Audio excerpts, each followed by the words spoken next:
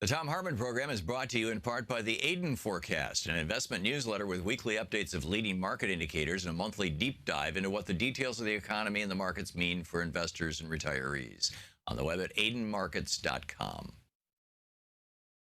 Wines have some of the highest pesticide levels in our food chain. This hour brought to you by ecowine.com. Pesticide-free wines, organic wines, imported from France by the organic wine company, ecowine.com. The Thom Hartmann Program is brought to you in part by Super Beets. Super Beets are sourced from non-GMO beets, and they're packed with dietary nitrates, helping to produce nitric oxide for more energy, stamina, and support for healthy blood pressure levels naturally. Call 800-568-9889 or go to tomsbeets.com. That's 800-568-9889, Tom's Beets, THOMSBEETS.com.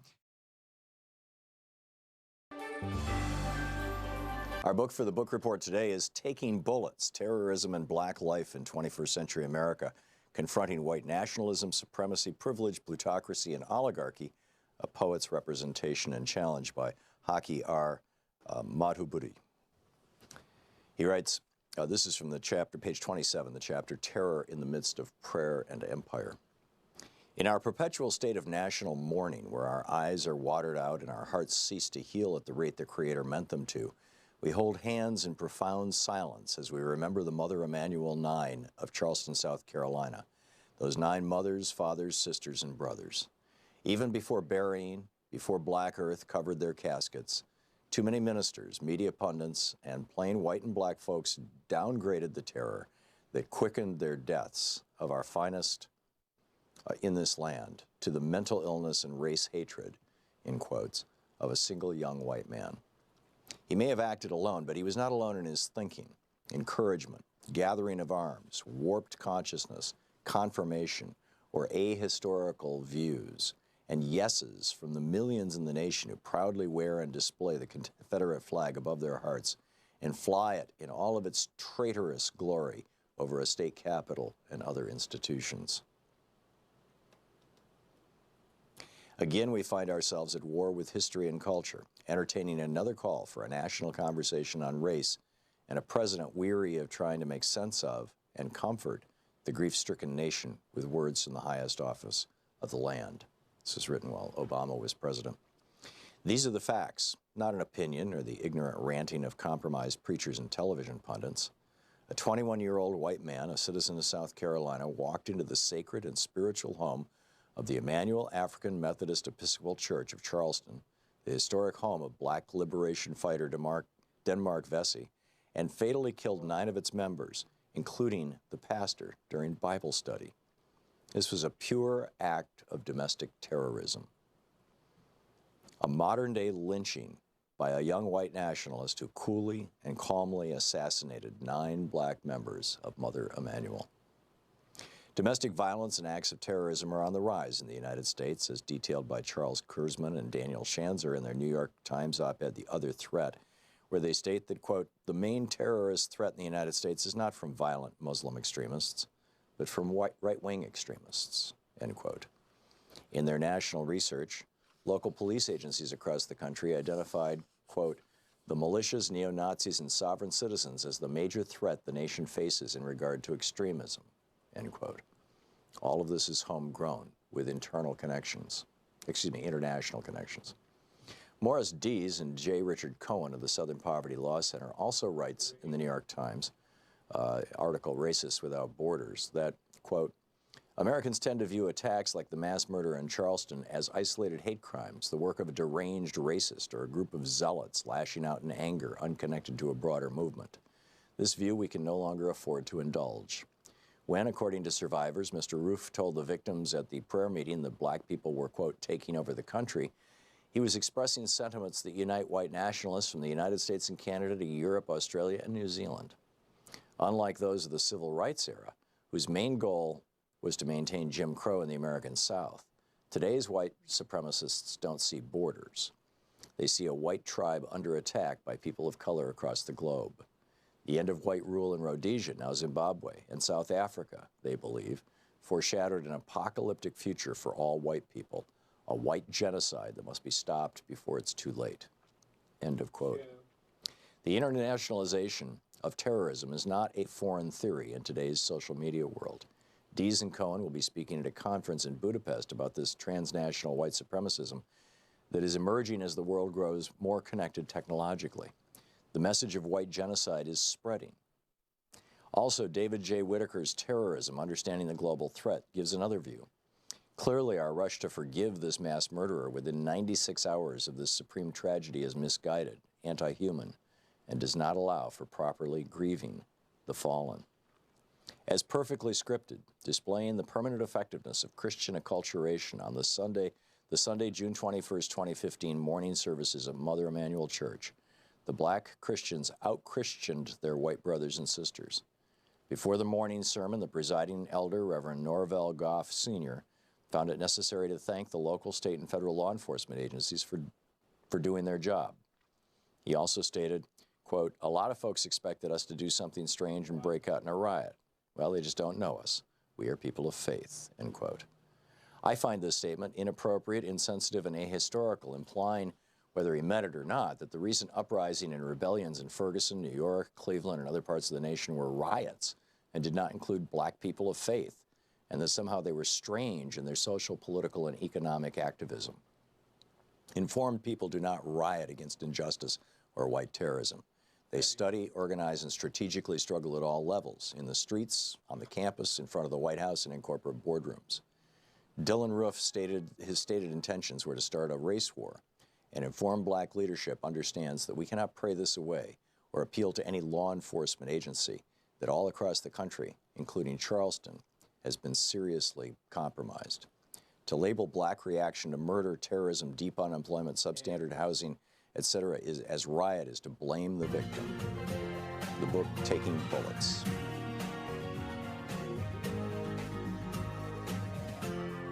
This is the Thom Hartmann Program. Greetings, my friends, patriots, lovers of democracy, truth, and justice, believers in peace, freedom, and the American way. Hey, great to have you with us. A lot in the news. Stormy Daniels, ID the Thug, right? That's the hashtag. I don't think they have the website. I tried to look at that. I got a security alert from my computer, so don't do that. But the email address for Michael Avenatti, if you know who this guy is, and you can see the picture, it's going to be all over TV. If you go to Twitter, just plug in hashtag ID the Thug. All the pictures will pop up. He kind of looks like, the love child of Anthony Scaramucci and Ann Coulter. I mean, he looks a lot like Scaramucci, actually. I mean, not entirely, but I think that, if it was Scaramucci, the Stormy Daniels by now would have said, hey, I recognize that guy. He's on TV all the time. And plus, it doesn't seem like the kind of thing the mooch would do. Hey, nice little kid there. Be a shame if he didn't have his mother. I mean, you can see, you can see the mooch, you know, kind of joking like that maybe, or talking like, you know, but actually threatening a woman's child, I don't know. I'm inclined to think he's more benign than that, but who knows. Sean Hannity claims to be a journalist on the one hand and claims to be a client of Michael Cohen on the other. There's something really funky here. I mean, there's something like just like wrong with this. And in fact, I'm going to toss the phone lines open for you to share your opinion on this. Hannity and Cohen in agreement. You know, Cohen asserted that his client, his third client, did not want his identity revealed, which in any rational universe means that, in all probabilities, Michael Cohen and Sean Hannity at least had a conversation about this, and Hannity said, don't put my name out there, right? Because that's what Cohen is asserting, is that his client doesn't want his name out in public, and he doesn't want his client's name out in public. So then the name comes out, and then Hannity goes, I'm not a client. I never paid him. I never paid an invoice to Michael Cohen. Well, gee, Michael Cohen worked through a law firm. Did you ever pay an invoice to the law firm? You know, keep in mind, Donald Trump is saying, hey, I don't know where that 130 grand for Stormy Daniels came from. Maybe Michael Cohen just fixes things for friends of the Don, right? I mean, he works for a mob boss. He works for the Trump crime family. He just fixes things. You know, there's a couple of stories floating around that a year or three ago he fixed an affair that Don Jr. was having. Now, I haven't seen any definite confirmation of that, so I'm not asserting it, but it's out there. So what do you think Hannity was hiding? I mean, one of two things is true. Either Sean Hannity is lying about his relationship with Michael Cohen, why Michael Cohen calls him a client. Either Hannity is lying about that and hoping that it never sees the light of day because it's in the proper, you know, it's in the hands of the feds and they're not going to release it unless it has a material relationship to this whole issue of, you know, broadly, to the whole issue of whether Donald Trump, you know, colluded with the Russians or committed other crimes. And so if it was Hannity personal, if he was like fixing Hannity after a, what do they call him during Bill Clinton's presidency? Bimbo alerts. Bimbo eruptions. If he was fixing, you know, an affair for Hannity, then Hannity may be thinking, you know, this is just an affair. It's not going to get into the news. And, you know, the feds aren't going to release it because it has nothing to do with Donald Trump being a criminal. On the other hand, if what he was fixing or helping Hannity with was Hannity, and there's considerable speculation about this, that Hannity was somehow colluding with Julian Assange and the Russians around the release of the Clinton emails, then you got a whole nother thing. And that's something that, you know, hey, you would expect would become public. But I'm guessing if Hannity thinks he can lie his way out of this, assuming that that's what he's doing, and it may well not be, right? I mean, as I said, there's one of two possibilities. Either Hannity's lying or Michael Cohen is lying. The problem that I have is, and I don't want to get too inside Sean Hannity's head. I think everybody's, you know, entitled to the presumption of innocence, and certainly if this was me out there, I would be, on the one hand, expecting commentators like me to be talking about it, but on the other hand, wincing when they draw personal conclusions. But because these two guys are contradicting each other, one of them must be lying, right? Michael Cohen is saying Hannity is his number 3 client, a big client, big deal. I'm not sure he used the word big, but I mean, you know, to be a client, right, there's got to be something there, right? And Hannity is saying, no, no, no, no, I'm not his client. All I ever did was ask him real estate advice. Michael Cohen, by the way, is not a real estate lawyer. Trump has a whole law firm of real estate lawyers. Michael Cohen is not part of that. Michael Cohen, as far as anybody can tell, pays off women, which raises another interesting question. And you know, back in the 70s, I owned an herbal tea company. Terry O'Connor and I owned an herbal tea company, and we sold an herbal tea with ginseng in it to Larry Flynt and helped make Larry Flynt a lot of money in the very early days of Hustler magazine. It was just, you know, the ads were on the back cover of the magazine, and Larry made money, we made money, and a lot of people bought a lot of ginseng, right, which is supposed to be an aphrodisiac. And I'd been to Larry's Hustler Club and, you know, seen the place and his office and everything. And I always liked Larry. He was a decent guy. Still is. But it never occurred to me that being a centerfold was anything more than, in terms of long-term opportunity, anything more than an opportunity to be a model, basically, or to be a porn star. But both Donald Trump and this guy, Elliot Broidy, this, the number 2 guy in the RNC Finance Committee, for Broidy, Michael Cohen arranged a $1.6 million payment. And this wasn't like on the back end of an affair, like with Trump and Stormy Daniels. This was up front, as far as I can tell. Or at least that's how it's characterized in the media. That it was basically, you know, he said to this woman who was a Playboy bunny, if you will sleep with Mr. Broidy exclusively, you don't have sex with anybody else, you sleep with Mr. Broidy exclusively for 1 year, you get $1.6 million.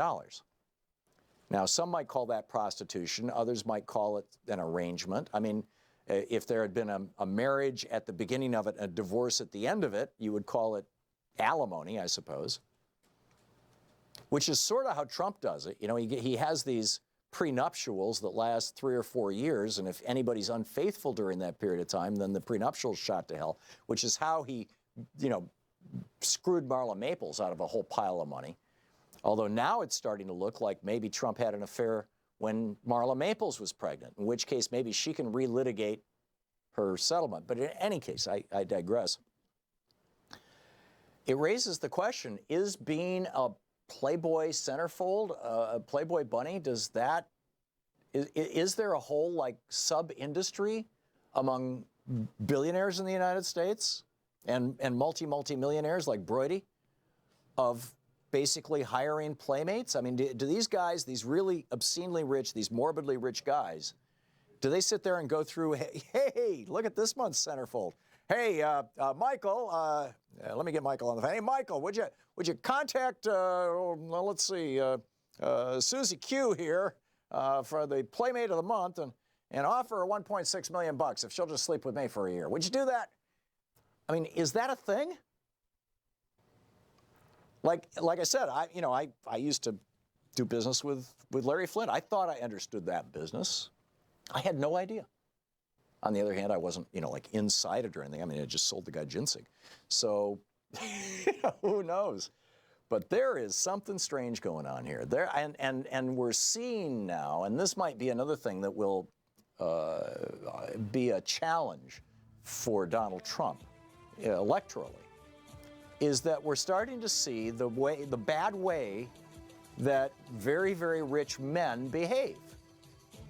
How they play, if you want to call it that, what they do. I mean, you know, his non-giving to charity, his lots of giving to women that he sleeps with. This is a very strange subculture. This is the Thom Hartmann Program. I mean, Trump can yell and scream all day long about welfare queens and all this stuff. He's got this new executive order to take food stamps away from people. But I think the real screwed up culture is the billionaire class.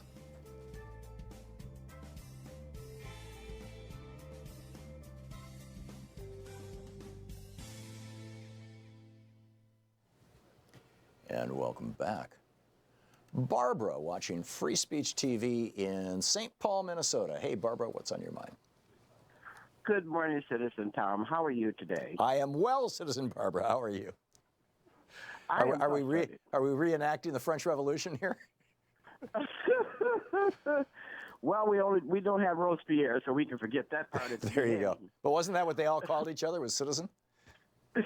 Yes, that's what they called each other, citizens. Yeah. My grandfather used that name all the time. He was a minister. He used that all the time, so that's why it always comes to me. Yeah. We're watching a movie. We're talking about the president of one of the most powerful nations, as they claim, on earth. This man has the life of over 300 million people in his hands. And arguably the entire planet. About? And what are we talking about? We are talking about sex, lies, and money. Yep. We're looking at Stormy Daniels and her attorney on The View. We're looking at some young, bless her heart thing that thought she was going to get the world by being with Donald Trump. Yep. If this had been, I mean, they talked about Barack Obama's shoes, his underwear, and a suit that he had on. Yeah. Remember when they went after him for wearing a tan suit? That's not presidential. Right.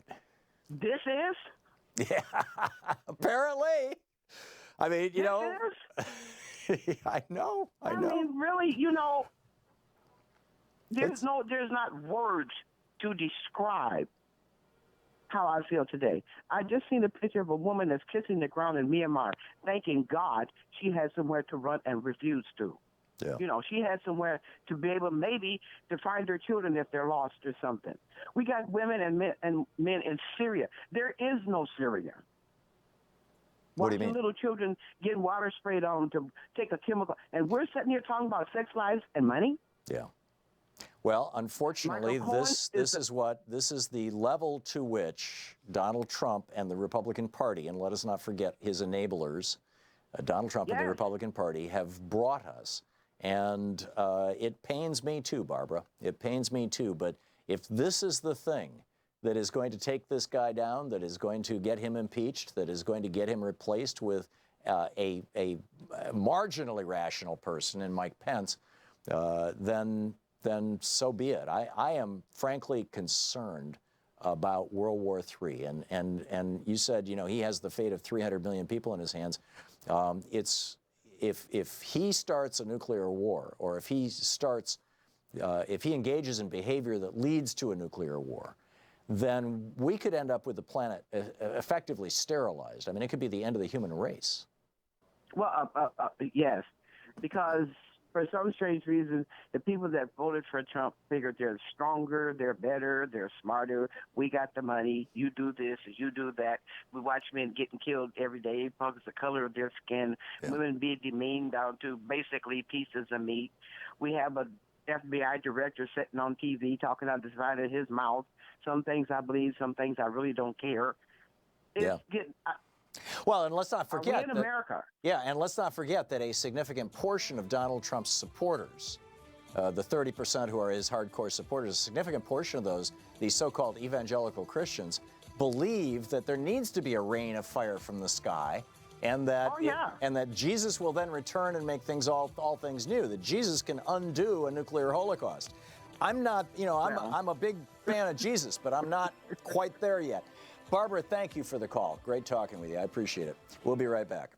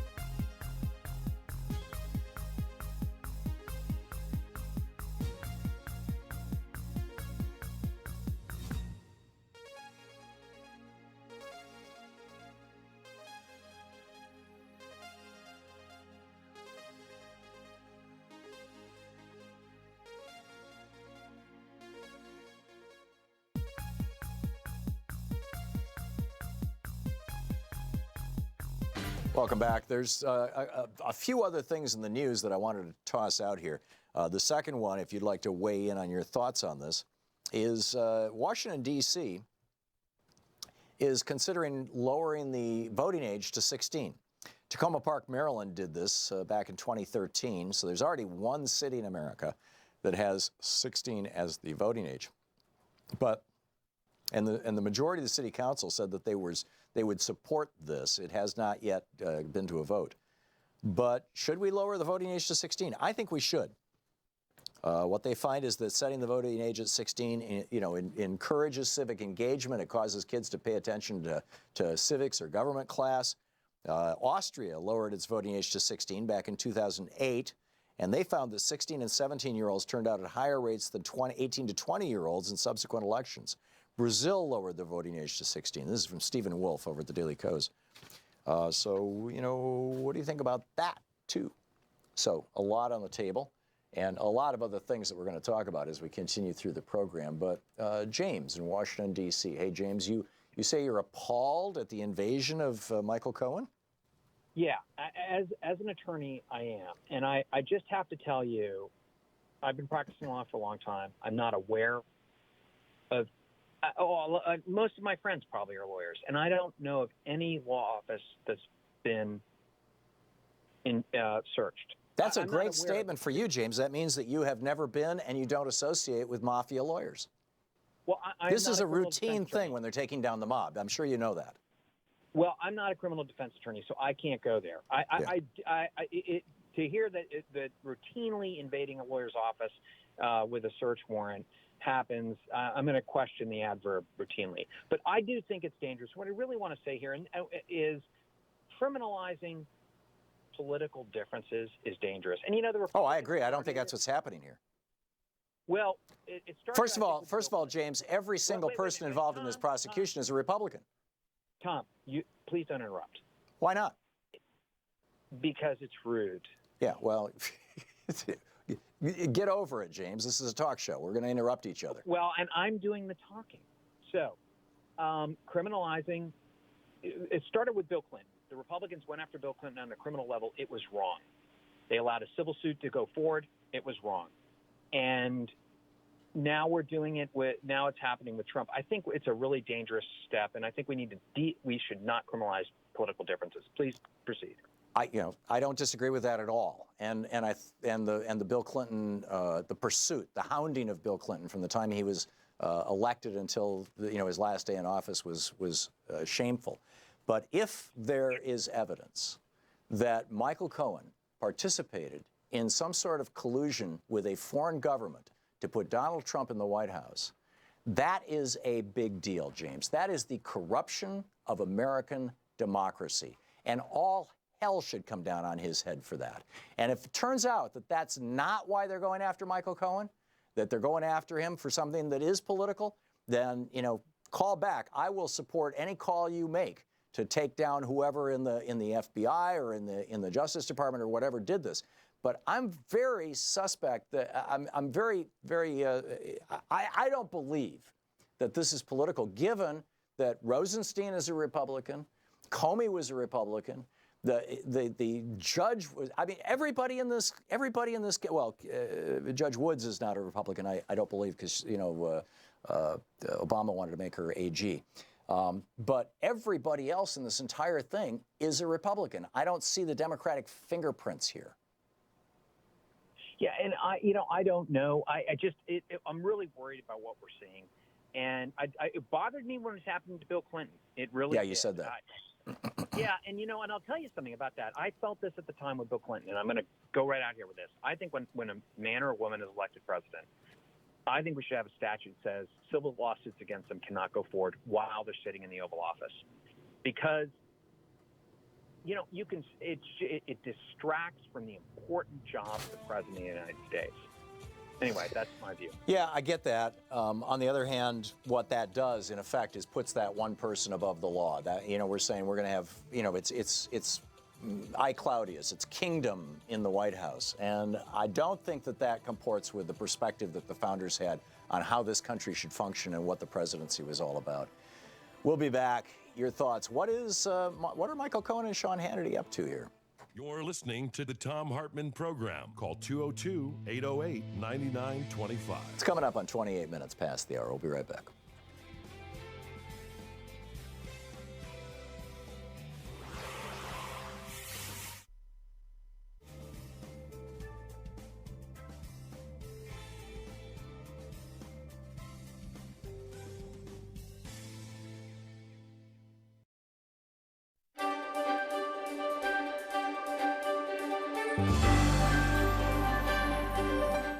It's the Thom Hartmann University Book Club. Today we're reading from Notes on Debates in the Federal Convention of 1787, reported by James Madison. That would be the Constitutional Convention where everybody got together and wrote the Constitution. This is from Wednesday, August 22nd. Article 7, Section 4, resumed. Mr. Sherman was, and this is Madison's notes, so he's reporting what Mr. Sherman said. Mr. Sherman was for leaving the clause as it stands. He disapproved of the slave trade. Yet as the states were now possessed of the right to import slaves, as the public good did not require it to be taken from them, and as it was expedient to have as few objections as possible to the proposed scheme of government. The proposal, by the way, was to ban the importation of slaves after 1808 with the assumption that the states would rapidly end slavery shortly thereafter. And you'll hear that in just a minute. It was expedient to have as few objections as possible to the proposed scheme of government. He thought it best to leave the matter as we find it. He observed that the abolition of slavery seemed to be going on in the U.S. and that the good sense of the several states would probably by degrees complete it soon. He urged on the convention the necessity of dispatching its business. Colonel Mason spoke. This infernal traffic originated in the avarice of British nations. The British government constantly checked the attempts of Virginia to put a stop to it. The present question concerns not the importing of slaves alone, but the whole Union. The evil of having slaves was experienced during the late war. Had slaves been treated as they might have been by the enemy, they would have proved dangerous instruments in their hands. What he's talking about is the British offering slaves freedom if they came and fought for the British. But their folly dealt by the slaves as it did by the Tories. He mentioned the dangerous insurrections of the slaves in Greece and Sicily and the instructions given to by Cromwell to the commissioners sent to Virginia to arm the servants and slaves in case other means of obtaining its submission should fail. Maryland and Virginia had had already prohibited the importation of slaves expressly. North Carolina had done the same in substance. All this would be in vain if South Carolina and Georgia were at liberty to import. The Western people are already calling out for slaves for their new lands and will fill that country with slaves if they can be got through South Carolina and Georgia. Slavery discourages arts and manufactures. The poor despise labor when performed by slaves. They prevent the immigration of whites. They produce the most pernicious effect on manners. Every master of slaves is born a petty tyrant. They bring the judgment of heaven on a country. As nations cannot be rewarded or punished in the next world, they must be in this. By an inevitable chain of causes and effects, providence punishes national sins by national calamities. He lamented that some of our Eastern brethren had, from a lust of gain, embarked in this nefarious traffic. As to the states being in possession of the right to import, this was the case with many other rights now to be properly given up. He held it essential in every point of view that when the general government should have the power to the general government should have the power to prevent the increase of slavery. Mr. Ellsworth rose to spoke. As he had never owned a slave, could not judge on the effects of slavery on character. He said, however, that if it was to be considered in a moral light, we ought to go farther and free those already in our country. As slaves also multiply so fast in Virginia and Maryland that it is cheaper to raise than import them, whilst in the sickly rice swamps foreign supplies are necessary, if we go no further than is urged, we shall be unjust toward South Carolina and Georgia. Let us not intermeddle. As population increases, poor laborers will be so plenty as to render slaves useless. Slavery in time will not be a speck in our country. Provision is already made in Connecticut for abolishing it, and the abolition has already taken place in Massachusetts. As to the danger of insurrections from foreign influence, that will become a motive to kind treatment of the slaves and former slaves. Mr. Pinckney, if slavery be wrong, it is justified by the example of all the world. He cited the case of Greece, Rome, and other ancient states, the sanction given by France, England, Holland, and other modern states.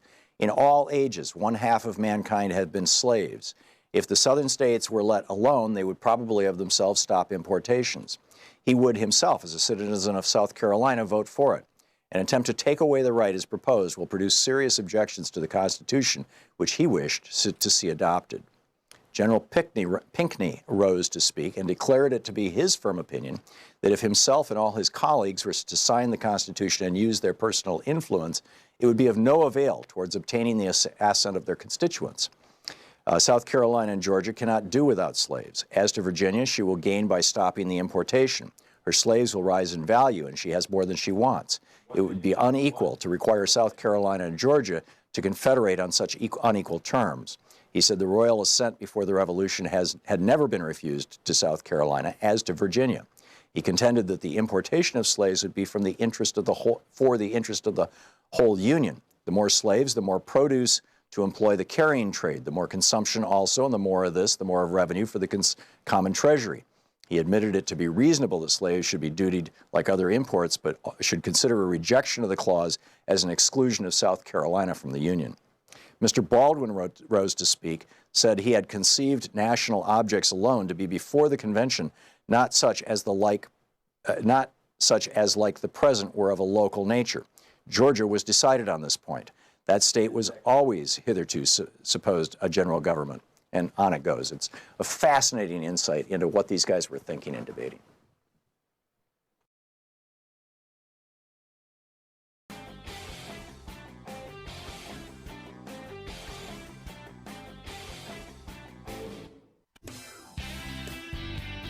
Welcome back. Thom Hartmann here with you. I'm looking at a piece from the Washington Post, the Fix column from November 29, 2017 by Callum Borchers.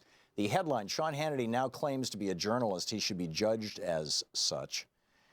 And, Hannity apparently repeatedly said, I'm not a journalist. And then he came out and said, yeah, actually, I am a journalist. I'm an advocacy journalist or opinion journalist. Being in the same business as Sean Hannity, I've never been quite sure what to call myself other than talk show host or, opinion person, whatever. I get this, but I think that, he's basically playing one on television on a network that has news as part of its name. So that implies that the people on that network are journalists at the very least. And I think in many ways Hannity exemplifies this problem that we have with news, is that there's no disclosure. And it's not just that Hannity's not disclosing that he was Michael Cohen's client, or whether he was or he wasn't. It's that there's no disclosure, over on NBC or MSNBC, that Comcast is involved in multiple lawsuits to stop net neutrality, to blow up net neutrality. And therefore the topic doesn't get brought up, or that CNN is trying to merge with AT&T, and therefore giant mega mergers don't get discussed on CNN. Or that I think probably the more gross and obvious example is the defense contractors who are all the time coming on TV, the retired generals, and nobody points out which companies they're on the board of directors of, for which they're making, in many cases, millions of dollars a year. So there's no disclosure. Furthermore, pretty much everybody you see on TV these days are very, very wealthy. And how often do you see poor or middle-class people being represented on the news on TV, or even on opinion pieces on TV, unless they're being put up to be shot down, to be knocked down? So, we're not hearing, whether it's defense contractors opining about the wonders of their new weapons of war, or whether it's cops coming on as experts to talk about Black Lives Matter. It's like we are not getting the big picture that we should be getting, is my point. Chris in Plainfield, Illinois. Hey, Chris, what's up? Hi, Tom. Thanks for having me on your show. I appreciate it. Sure. I'd like to say that, as a 38-year-old guy, it's been a long time. I was interested in World War II, and I never understood how someone like Hitler could gain the popularity and get into power in the 1930s in Germany, pre-World War II. It wasn't until 2016 when I realized that, with the amount of propaganda and hate and anger in right-wing radio and media, that I realized this, and they elected Donald Trump as a result. And you see that continuing with the bizarre conspiracy theories, a delegitimization of Comey and Mueller, so that they, And we saw the same thing in the re-election of George W. Bush in 2004 when he went up against John. Oh, who was the guy who ran for president in 2004? In any case, our former Secretary of State, John Kerry. Yeah, thank you. I kept wanting to say John Kelly, and I'm like, wait a minute, anyhow, John Kerry. Yeah. This is what happens when I don't get a full night's sleep. But yeah, I get your point, Chris, and I think that the toxicity is broad. But I want to get into this question of what is Hannity hiding. Mel in Malvern, Arkansas. Your thoughts, Mel? Hey, Tom, how you doing? Good. I was sitting there thinking about something. The idea of this lawyer, I don't know if it's actually Michael Cohen that put it out or if it was his lawyer representing him that said that it was Sean Hannity. We are taking somebody at their word that is not proven to us to be truthful. Are you talking about Michael Cohen or Sean Hannity? Well, I'm talking about Michael Cohen in court uttering that it's Sean Hannity. And my thought is Sean Hannity's such a buddy to Trump. It wouldn't surprise me none if he's like, yeah, go ahead and use my name. And then when this is all done, we can turn around and use this as fodder about how everything's a sham and, all this other stuff. How would Cohen say this, Mel? Are you saying that he threw Hannity's name out there to divert attention away from Donald Trump and whatnot? The actual third person? It was my thought. It's been going through my head ever since. Okay, so maybe it's all a diversion. It's an interesting theory. Yeah, it's an interesting theory. Mel, thanks for the call. Dave in Federal Way, Washington, your thoughts? Yeah, hey, I like the last caller, Mel. That's a possibility, what he said. But I just wanted to add that it could be that also there's this whole I've argued with libertarians over this victimless crime thing. Mm-hmm. And a lot of these sex things they say are victimless crimes. And to me, honestly, Tom, they just end up sounding like perverts that are trying to get by with stuff. So I usually just kind of move on. But I do know a lot about how Russian intelligence services work, okay? And they could have, if somebody in the Russian, in any of the GRU, any of them, caught on to this sex trade, the sex trafficking thing going on among very influential American oligarchs, they could have used that as a vehicle to gain access. Sure, for blackmail. Ultimately gain, blackmail, influence. Sure. And it could have been the Russians, it could have been the Saudis, it could have been the Israeli. There's a bunch of countries that want to influence U.S. foreign policy and that actually do routinely influence U.S. foreign policy for reasons that aren't altogether obvious. And, presumably blackmail could be one of the tools that they're using. And if so, frankly, there should be hell to pay. On both sides, the blackmailer and the blackmailee. Oh, yeah, and thanks for reminding me to be fair, because, no, you're right. This is the trade craft. A lot of countries do it. Yeah. But the thing is Russia, in my mind, they have the most motive. They have the most motive right now because it's really we've got global brinksmanship going on with the Shanghai Cooperative.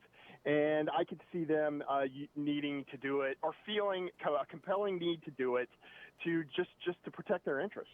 Yeah, it could be. I'm not sure how America has that much influence on Russian interests. We don't do much business with Russia. We do a huge amount of business with China. China, and we do a huge amount of business with Saudi Arabia, and we do a huge amount of business with Israel. We do a huge amount of business with Canada and Mexico, although it seems like those are countries that probably would not engage in this sort of thing.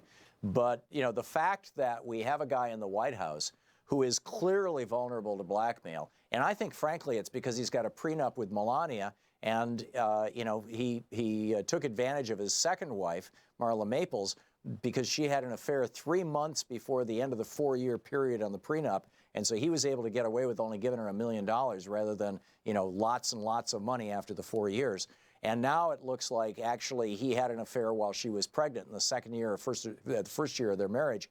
And that's coming out. These are things, that hit Donald Trump in the pocketbook. And that's, frankly, it seems to me that that's his #1 priority. Dave, thanks for the call. Rick in San Diego. Rick, your thoughts? Hey, Tom, how's it going? Good.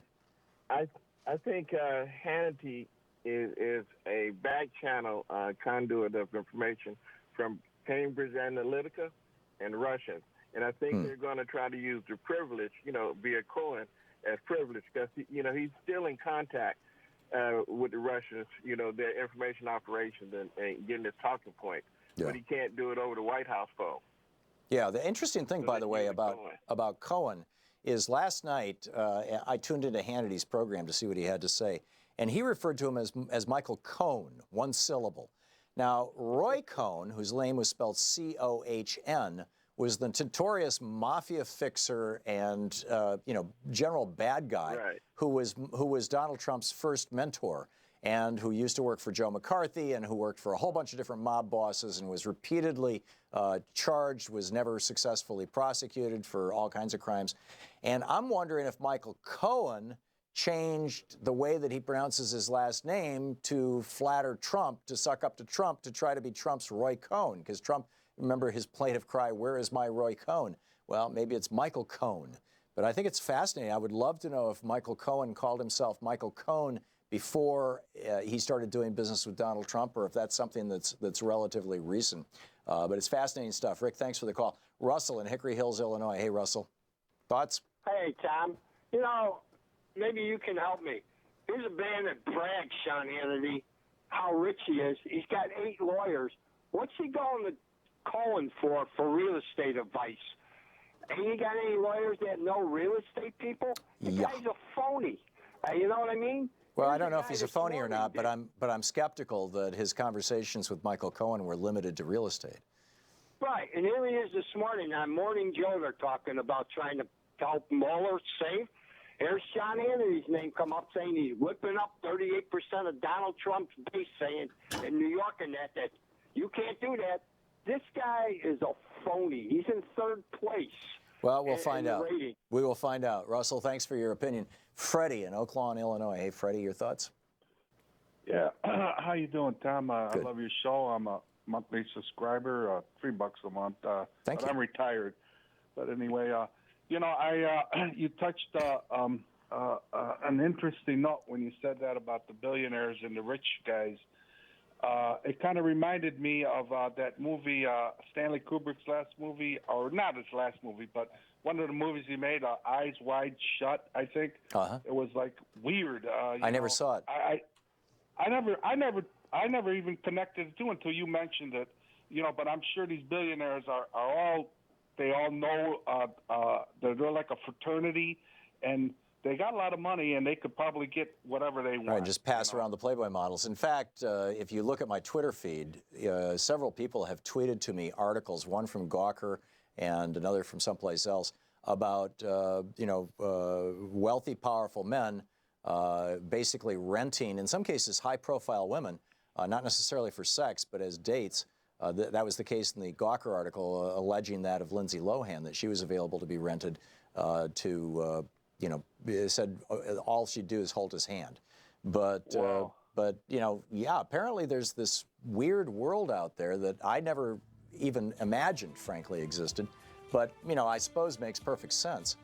Well, this Harvey Weinstein, I think this was the tipping point. That it could have been the tipping point. It definitely was. Which raises another question, by the way. If there is such a market in flesh, as it were, why does Harvey Weinstein feel the need to intimidate women into having sex with him rather than just renting them? And that market is out there. I mean, there are prostitutes. I don't know. I don't get it. You're listening to Thom Hartmann. Visit ThomHartmann.com for audio and video archive. I guess I would bet in Weinstein's case, he just loved the humiliation part of it, the humiliating the women or something. It's just, that's the core of misogyny.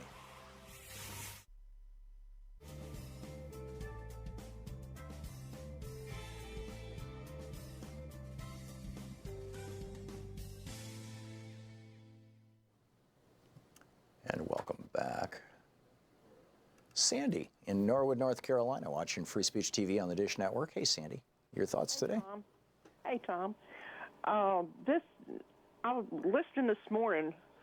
Hannity says, I never got an invoice. I never paid Cohen any money. Right. And yet you got Cohen saying he's a client.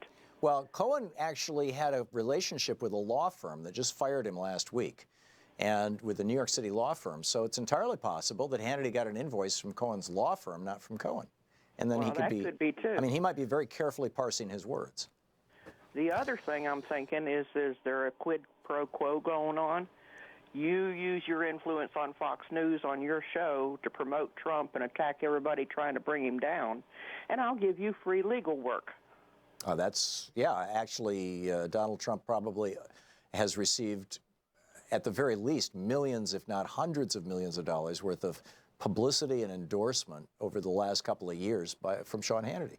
I have no idea what advertising sells for on Fox News, but having Sean Hannity promote Donald Trump's interests for multiple minutes every night, not just one 60-second spot, that's got significant monetary value. I hadn't even considered that, Sandy. I think you're onto something.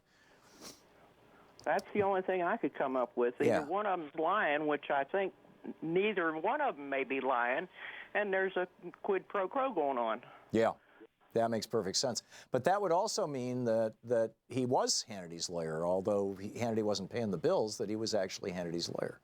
Right. So a free lawyer at that. Yeah, there you go. I don't know what to make of it, but it's fascinating stuff. Sandy, thank you for the call. Bill in Tucson, Arizona. Hey, Bill, what's up? Thanks for watching Free Speech. Hey, how you doing?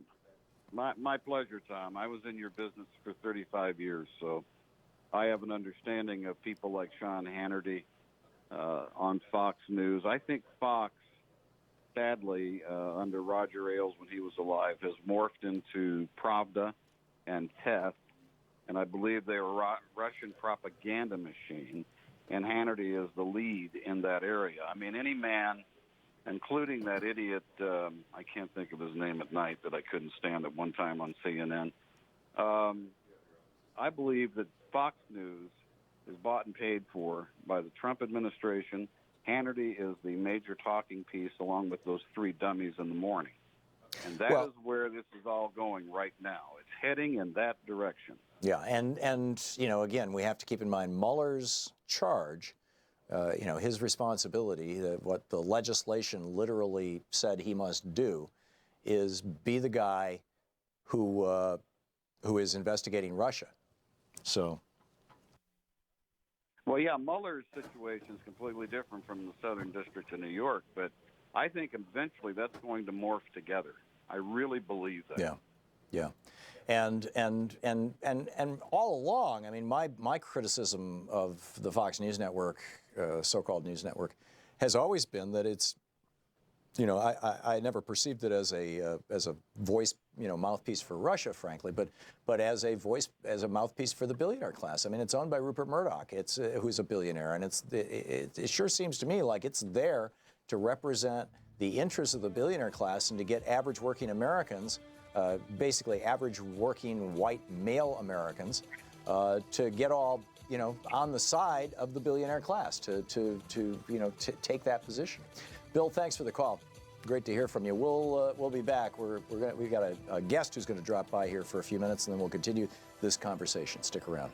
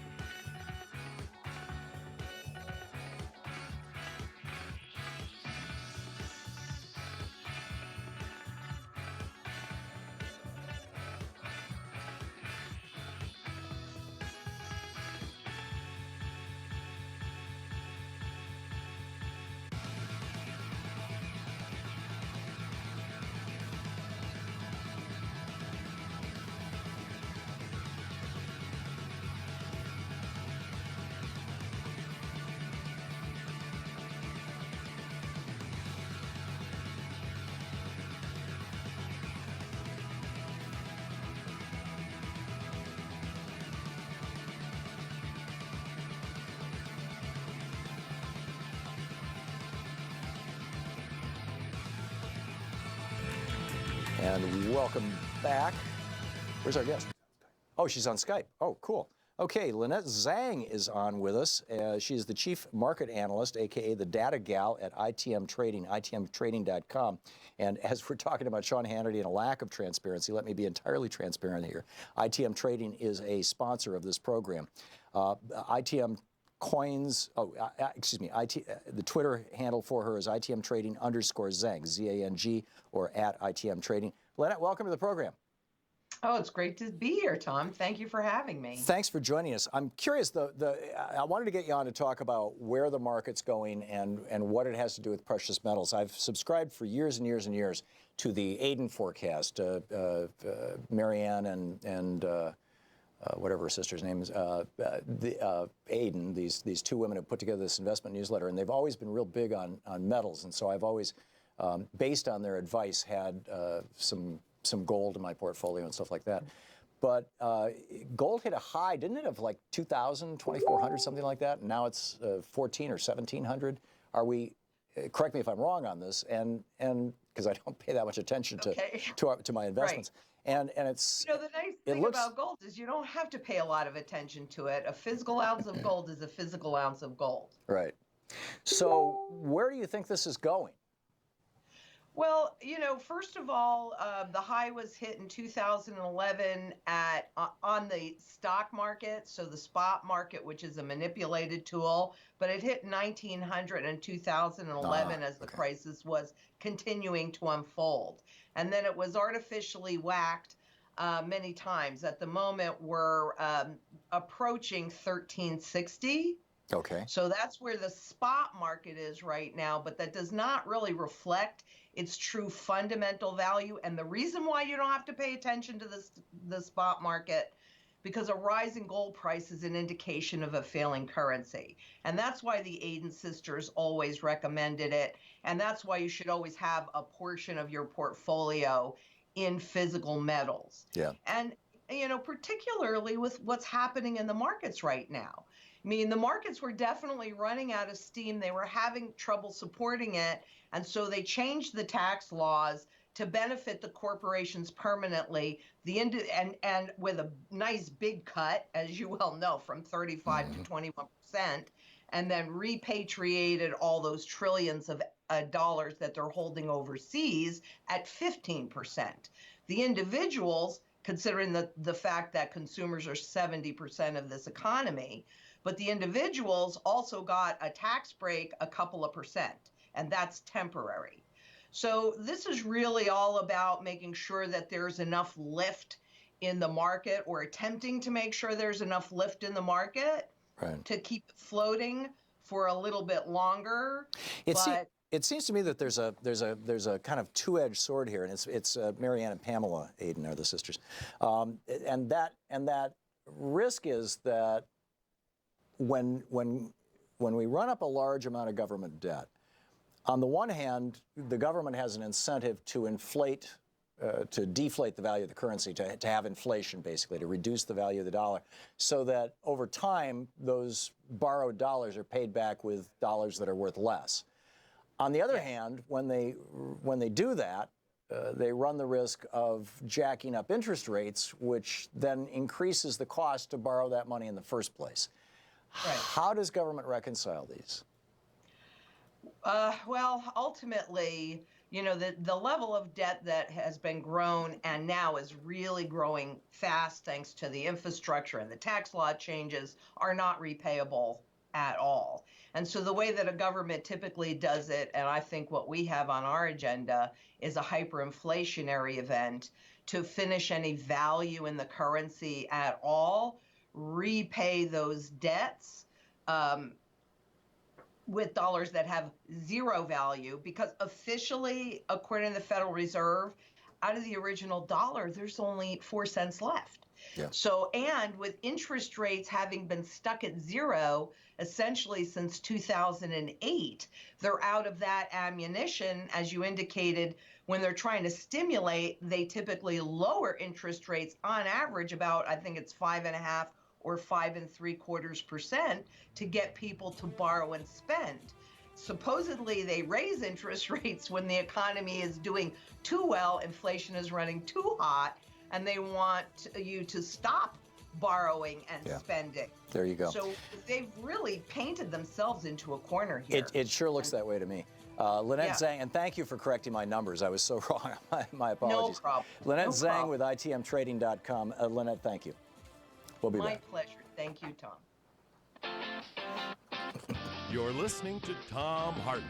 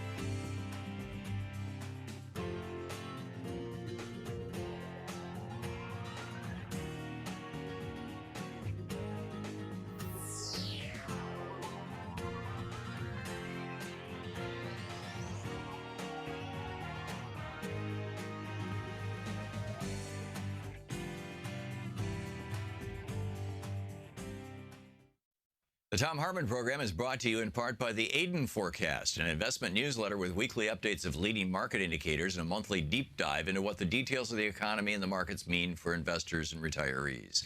On the web at aidenmarkets.com. Wines have some of the highest pesticide levels in our food chain. This hour brought to you by ecowine.com. Pesticide-free wines, organic wines, imported from France by the Organic Wine Company, ecowine.com.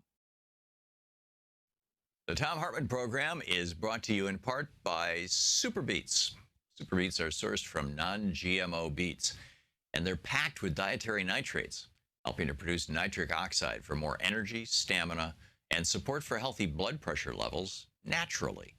Call 800-568-9889 or go to tomsbeats.com. That's 800-568-9889, Tom's Beets, THOMSBEETS.com.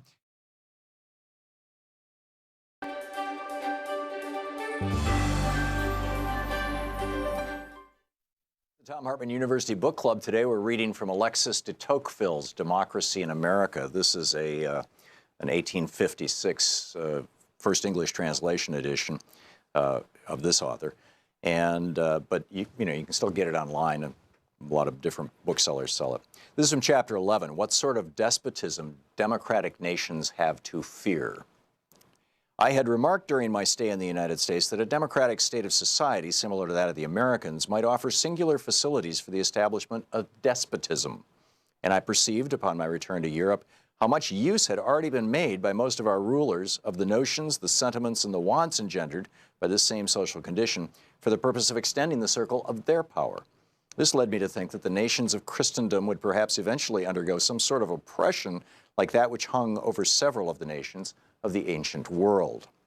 But it would seem that if despotism were to be established among the democratic nations of our days, it might assume a different character, different from the Roman Empire, for example.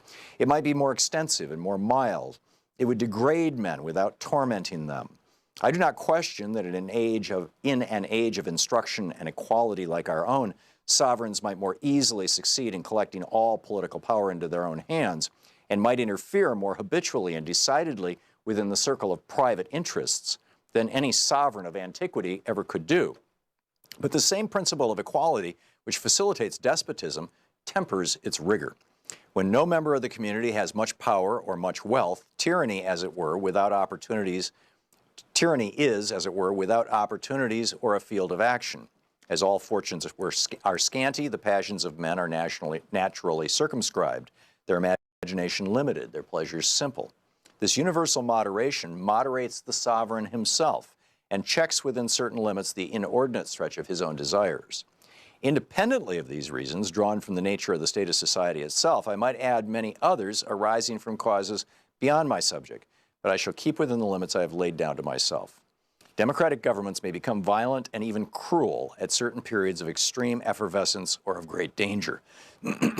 excuse me, think of George Bush and 9/11. But these crises will be rare and brief.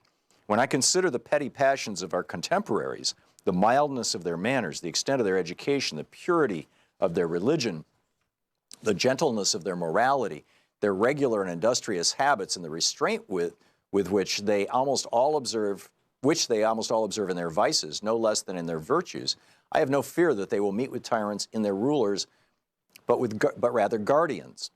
I think then that the species of oppression by which democratic nations are menaced is unlike anything that ever existed before in our world. Our contemporaries will find no prototype of it in their memories. I am trying myself to choose an expression which will accurately convey the whole of the idea I have formed of it, but in vain. The old words, despotism and tyranny, are inappropriate. The thing itself is new, and since I cannot name it, I must attempt to define it. I seek to trace the novel features under which despotism may appear in the world.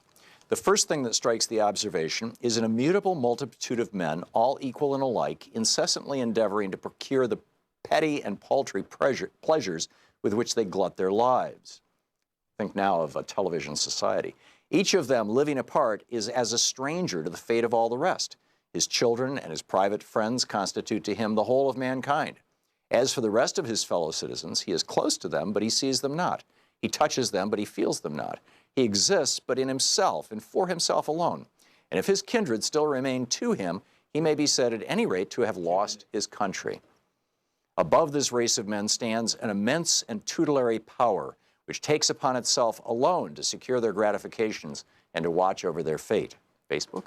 That power is absolute, minute, regular, provident, and mild. It would be like the authority of a parent if, like that authority, its object was to prepare men for manhood, but it seeks, on the contrary, to keep them in perpetual childhood. It is well content that people should rejoice, providing that they think of nothing but rejoicing.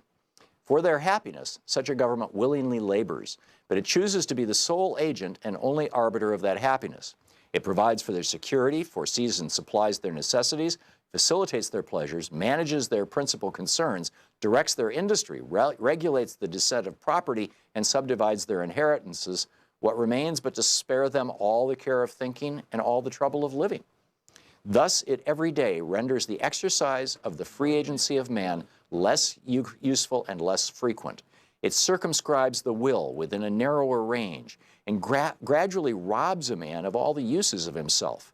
The principle of equality has prepared men for these things. It has predisposed men to endure them and oftentimes to look on them as benefits. I have always thought that the servitude of the regular, quiet, and gentle kind, which I have just described, might be combined more easily than is commonly believed with some of the outward forms of freedom, and that it might even establish itself under the wing of the sovereign of the people. Our contemporaries are constantly excited by two conflicting passions. They want to be led, and they wish to remain free. As they cannot destroy either one or the other of these contrary propensities, they strive to satisfy them both at once. They devise a sole, tutelary, and all-powerful form of government, but elected by the people. They combine the principle of centralization and that of popular sovereignty. This gives them a respite. They console themselves for being in tutelage by the reflection that they have chosen their own guardians. And it continues. It's a brilliant book, A Democracy in America. Want to connect with the show online? You can find the Thom Hartmann Program on Facebook, Twitter, and Instagram.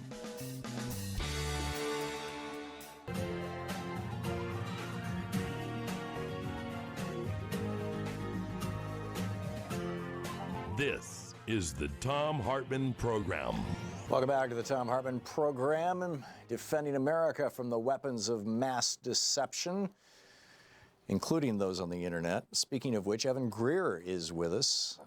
Evan is the campaign director for Fight for the Future, an internationally touring musician and speaker. She writes regularly for The Guardian, Time, and Newsweek. FightForTheFuture.org is the website. You can tweet her at Evan, EVAN_Greer, and or Fight for the FTR. Evan, welcome back to the program. Thanks for having me back on, Tom.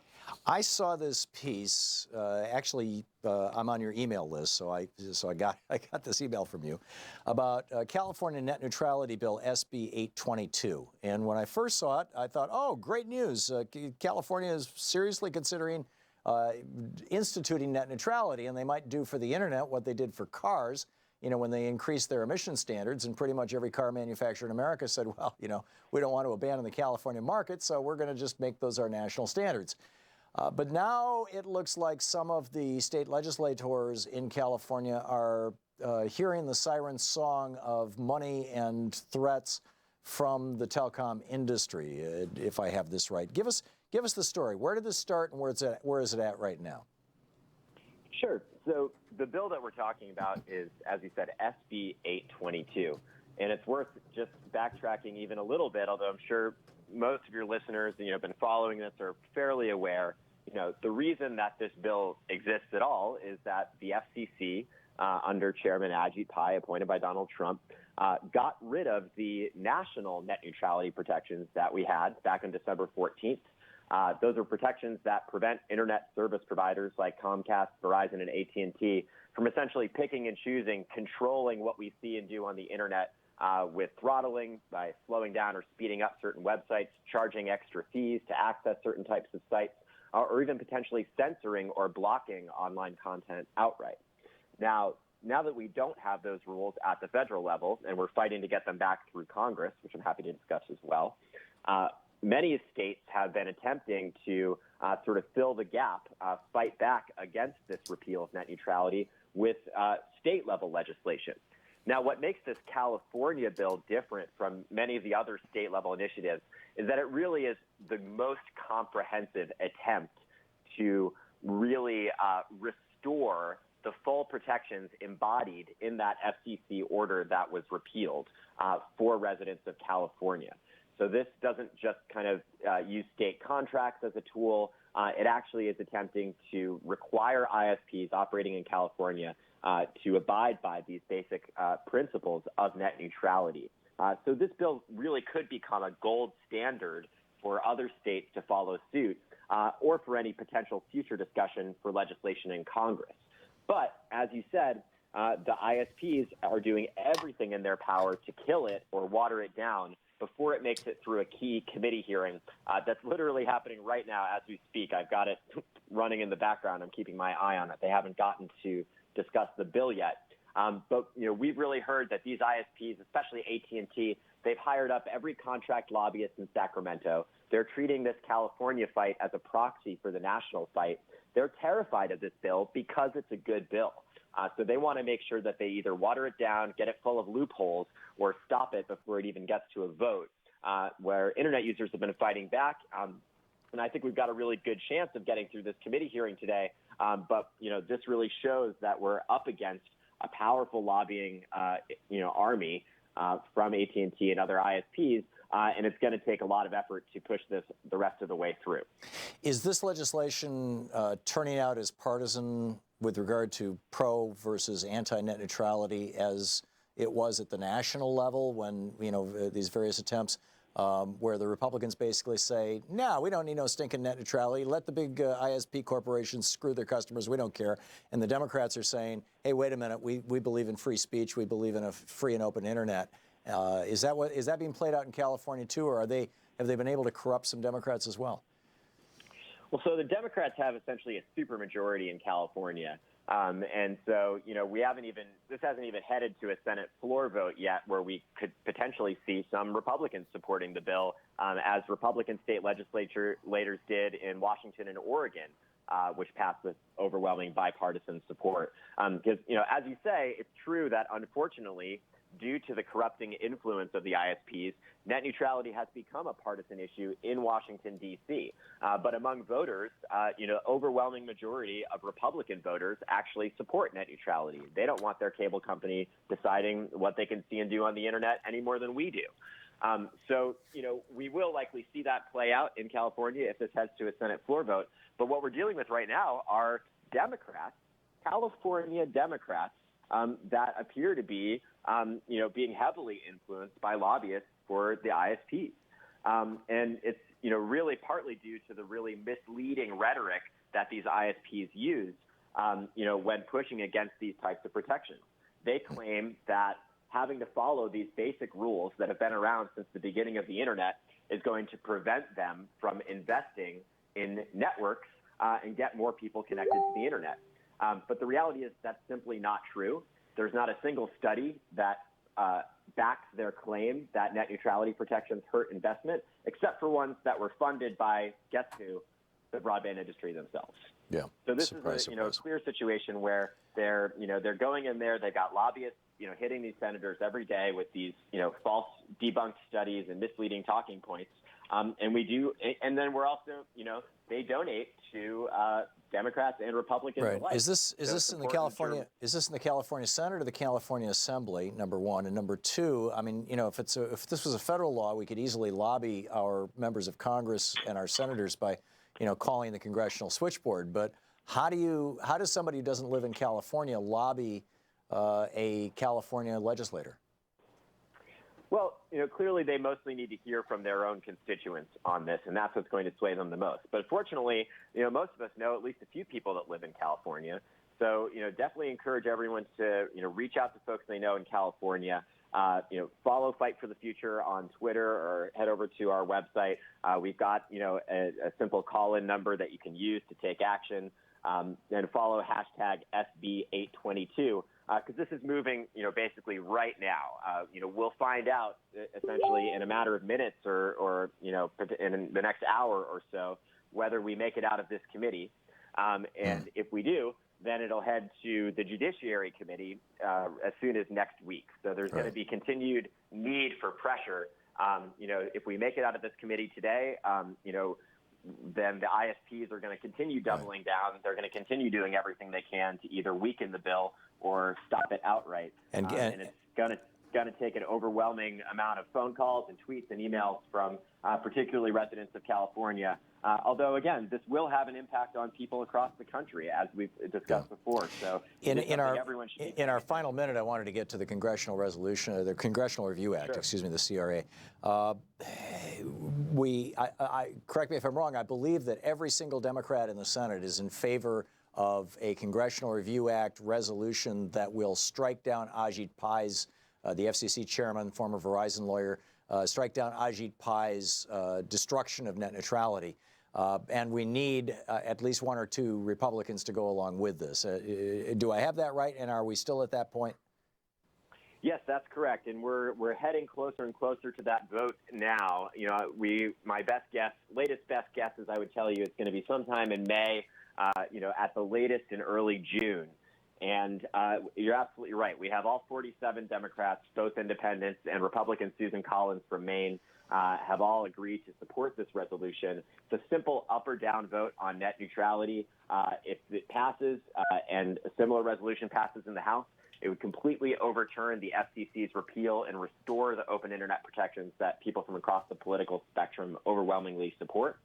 So we need one more Republican vote to make it happen.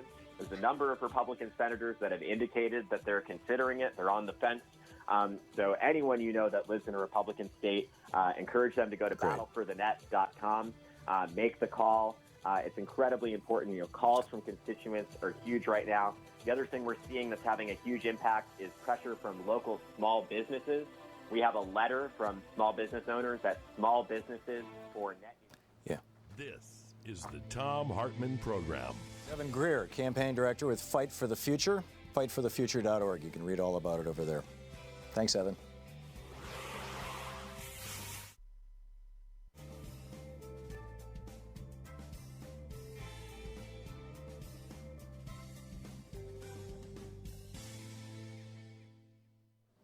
And welcome back. Randy, watching Free Speech TV in Ottawa, Iowa. Hey, Randy, what's on your mind today? Well, I feel privileged today. You've got your programs on fire, Tom. There's so much news in the there really is in the air. I really had two short comments, and one of them was on the prostitution side of this Cohen defense and how it encircles a behavior in Donald Trump, and that would it be a logical assumption that there is prostitution going on, an illegal act going on at Mar-a-Lago, where Donald Trump is taking these dignitaries to wine and dine them? I have no idea. Question. I have no idea, Randy. Well, I mean, is it logical? I suppose I always thought that people of great wealth behaved themselves a little better. I guess I was completely wrong in that, and that's probably a common illusion that people have, that just because people have money, they are more more careful or more thoughtful or more refined. Because they have more to lose, presumably. But, it appears that that's not a restraining factor in some of these people's behavior. I mean, Elliot Broidy is the classic example of that, paying $1.6 million to a woman to exclusively have sex with him for a year. The guy's married with kids. So this is like, men behaving badly. Whether something is going on at Mar-a-Lago, whether the management of Mar-a-Lago knows about it, I'd be real skeptical. But given everything that's happened with Don the Don, I mean, I would be surprised, but I wouldn't be shocked. The other thing was on the Hannity deal. You said that you watched him, and I just caught a clip of him saying that he did not pay Cohen anything. Right. That they just chatted from time to time. So would he be covered by client privilege? Or would that everything that has been recorded on him be fair game in the prosecution? Well, this is the problem that Donald Trump has. When Trump came out and said to those reporters on Air Force One 2 weeks ago that he had no idea where that $130,000 came from that Michael Cohen paid Stormy Daniels with, and that he didn't authorize it, what he did is he blew up his assertion of client-attorney privilege, at least with regard to that particular case. He asserted that Cohen was not acting as his agent, and therefore, whatever Cohen was up to became fair game. So similarly, if Hannity is arguing that he never hired Cohen, now, I'm wondering if he's parsing his words very carefully, and he actually hired Cohen's law firm, for example, and so I think he said he didn't pay. Right, but read his words. He said, "I never paid Michael Cohen." Okay, cool. I never received a bill from Michael Cohen. Well, did he receive a bill from Brewster, Johnson, and Sam? I mean, whatever the name of the law firm is that Cohen was affiliated with until 2 weeks ago, when they fired him after the FBI came and took down the doors of his office. I don't know. And I don't know if Sean Hannity is that devious. He might just be telling the truth. It's entirely possible that Michael Cohen just... Yeah, or, it's entirely possible that Cohen was trying to help out a friend of Donald Trump's. Yeah. So who knows? I mean, and then the question is, what was Cohen doing, on behalf of Hannity? And that's something that, we may never find out if it doesn't have anything to do with Trump and Russia. If it does, and Hannity has certainly had his, hands in those waters for some time, then, all bets are off. Randy, thanks for the call. Nice to hear from you. We'll be back, and thanks for watching Free Speech TV. We'll be right back. We're coming up on 20 minutes past the hour.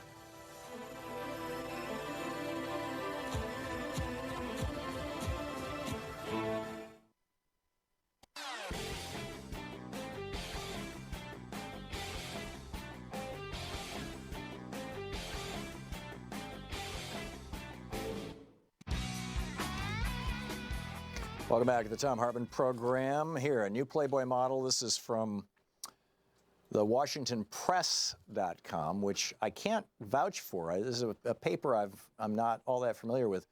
But it says, the headline, a new Playboy model just revealed her affair with Trump, and she has photos to prove it. And they're running the pictures. President Donald Trump's scandals continue to multiply as his long history of sexual assault and serial philandering is finally catching up with him.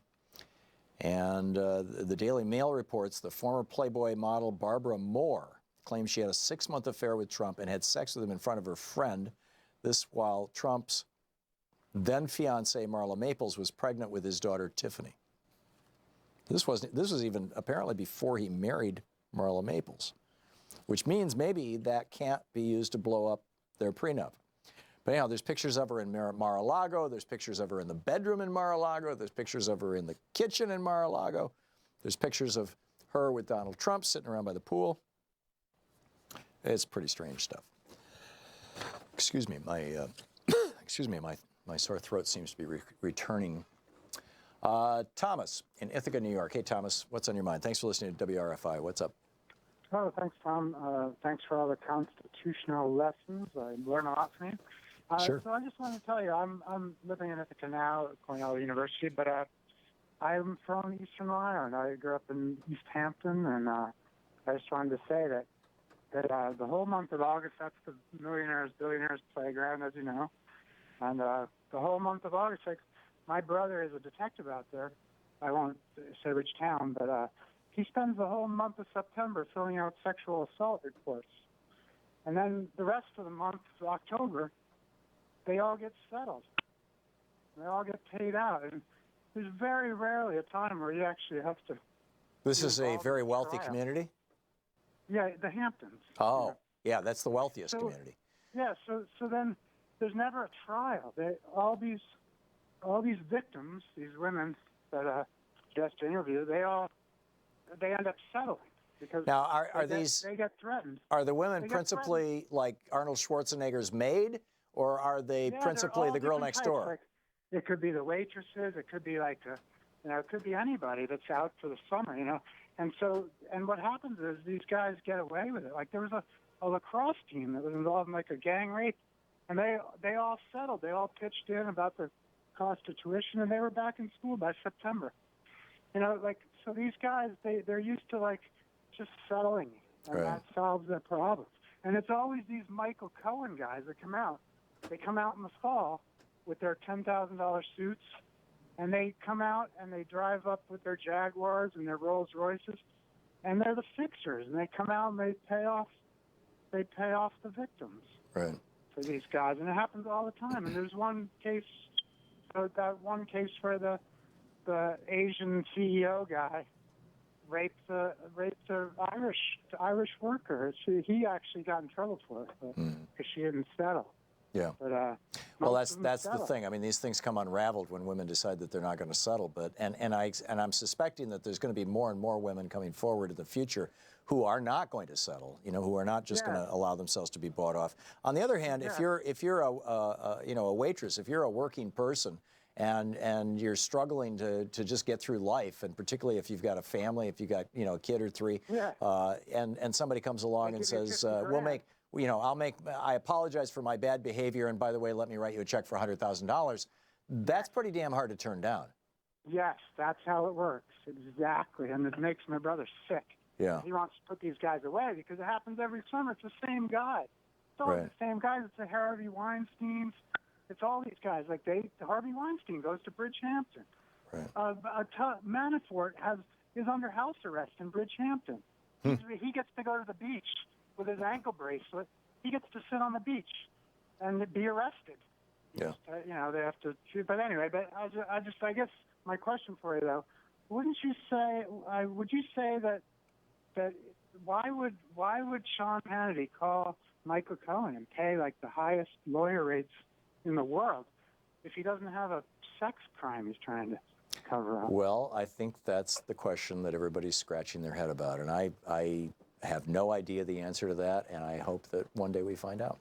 Thomas, thanks for the call, and thanks for sharing your story with us. I appreciate it. Kyle in Waterman, Illinois. Hey, Kyle, it says here you want to disagree with me? About what? Yeah, on the issue with Hannity, especially from your position, if I was just sitting around locally talking with somebody and they said it was conflict of interest, I could see where they're coming from. But you're in an industry where there's so many relationships, and then especially when you get into advertisers and everything else, that you can't escape it. So your point, Kyle, is that Hannity should not have had to disclose that he was a client of Michael Cohen's. I've never said that he should have had to disclose it. Well, you're definitely making an issue out of it. But then while I'm listening to you make an issue out of it. Well, I'm not making an issue out of it. Michael Cohen made an issue out of it. He's the one who's asserted that Hannity was his client.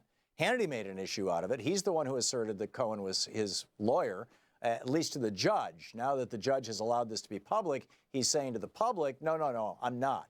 But they argued in court yesterday that there was client number 3, and the client number 3, that would be Sean Hannity, wanted to be recognized as a client, wanted to have a client attorney privilege, and one dimension of that was the privilege to not have your name in public. You're not going to let me make my point, are you? I thought you had. No. I'm sitting here listening to you talking about these things as though it should all be disclosed, and you snap back and forth between doing advertising and doing reporting on the news as though it's one thing. You purposefully skew it so that it sounds like you're doing news, but you're actually selling products for companies on their behalf. And then I have to. Kyle, I'm not gonna go down that road any farther. Dave in Marlborough, Massachusetts. Hey, Dave, what's up? Oh, Dave, hang on. I'm gonna put you back on hold. I'm sorry, I missed the cue here. We will be back. It's coming up on 28 minutes past the hour on the Thom Hartmann Program. Scott Pruitt, by the way, his cone of silence looks like it might be illegal the way this thing was put together. Fascinating stuff. Stick around. We'll be right back.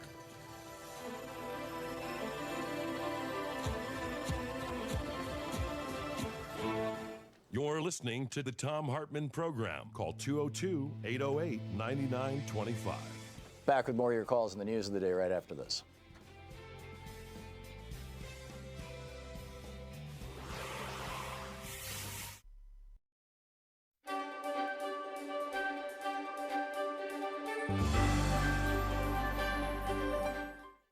Thom Hartmann University Book Club today. We're reading from It's Even Worse Than You Think, What the Trump Administration is Doing to America by David K. Johnston. This is from page 61, the chapter titled Forgetting the Forgotten Man. In 2010, the U.S. Department of Labor created a website to honor workers who died on the job. Quote, more than 4,500 workers, lose their lives on the job every year. Below are the names of just a few who have died in recent months. OSHA's mission is to prevent workplace injuries, illnesses, and death, end quote. That Occupational Safety and Health Administration webpage was intended to highlight and humanize workplace deaths, to ensure awareness of tragedies, especially those that could have been avoided, according to Jordan Barab, an Assistant Secretary of Labor during the Obama administration. Barab explained, without information like this, fatality statistics are just raw, sterile numbers. The purpose of adding names and circumstances was to impress people with the tragedy that workers and their families face day after day.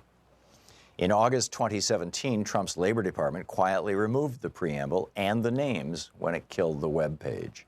It also took down, without public announcement, the fatality inspection data for all years prior to 2017. Those were just two of many other Trump administration actions inimical to worker safety. Others included no longer posting press releases about deaths resulting from unsafe working conditions, delaying rules to reduce sickness and death from inhaling silica and beryllium at work, delaying rules to lower the risk of railroad engineers and truck drivers falling asleep at the switch or wheel because of untreated sleep apnea, and the appointment to the Supreme Court of a judge who held that a company had the right to fire a worker who chose not to freeze to death on the job. A reasonable person listening to Donald Trump's inaugural address would never have expected these and other actions, assuming he believed what Trump said. Trump declared, "The forgotten men and women of our country will be forgotten no more. You came by the tens of millions to become part of a historic movement, the likes of which the world has never seen before. At the center of this movement is a crucial conviction that a nation exists to serve its citizens," end quote. Those men and women were forgotten again the following week. And it's not just workers whose interests were forgotten, not to mention who were put in danger. By deciding not to implement a rule to reduce the chances of truck drivers and train operators falling asleep at the wheel, Trump put at risk the lives of families driving along the highway, people riding on passenger trains, and many others. The White House called it President Trump's war on regulation. In his weekly radio address in early May, he declared that we've removed one job-killing regulation after another, and they're not pretty, and they're going. And believe me, we're just getting started on regulations. They're gone. Removal of data on workplace deaths, which averaged 13 per day, infuriated Jordan Barab, who was Obama's number 2 at OSHA. As a private citizen, Barab created a webpage to keep track of the names of the dead and the reasons they were killed on the job. He called it, "OSHA won't tell you who died in the workplace, we will." After the election, Barab's concerns that the Trump administration would be bad for workers increased when he asked where the Trump beachhead team was and learned that none was coming. Each incoming administrator sends people to scope out federal agencies, learn who does what, and get a feel for the place in advance. Then the incoming administration sends its landing team, the people who will initially implement its policies for each agenda or at each agency. When no beachhead team came up, Barab figured it meant worker safety simply was not a priority for Trump. He hoped that was the worst of it, nothing more than apathy about worker safety. But when the landing team arrived, Barab realized trouble was coming for American workers, and it was not official apathy, but the start of assaults on workers' rights and safety. Barab said most of them had no idea they were going to labor and no interest in workers' issues either. What they did have was a mandate to delay, repeal, or weaken regulations that protected workers as part of Trump's plan to eliminate, quote, any regulation that is outdated, unnecessary, bad for workers, or contrary to the national interest, end quote. The first sign came when Trump nominated Judge Neil Gorsuch to the Supreme Court. Gorsuch was an acolyte of Antonin Scalia, whose seat he would be taking. Like Scalia, he said statutes should be literally read, and if that made no sense, well, that was a problem for Congress. Also like Scalia, he had a habit of consulting dictionaries, often following Scalia's practice of relying on the third, fourth, or even lesser definition of a word when it supported his jurisprudence. Trump's nomination alarmed unions. Jody Calamine, a communications worker of America lawyer, told Gorsuch's Senate confirmation hearing that Gorsuch, quote, is a threat to working people's health and safety, end quote. Calamine cited Gorsuch's dissent in the 2016 case to make his point. That dissent, he said, reveals an anti-worker bias and features the judicial activism that will ultimately put workers' lives at risk, end quote. Those are unusually strong words about a Supreme Court nominee, but a review of the case shows Gorsuch has little regard for human life, at least when it comes to employers' power over their workers. He considers a rigid interpretation of the law more important. The case was about a law Congress passed giving workers the right to refuse dangerous tasks. Gorsuch said, no, you may not refuse. It's even worse than you think, by David K. Johnston.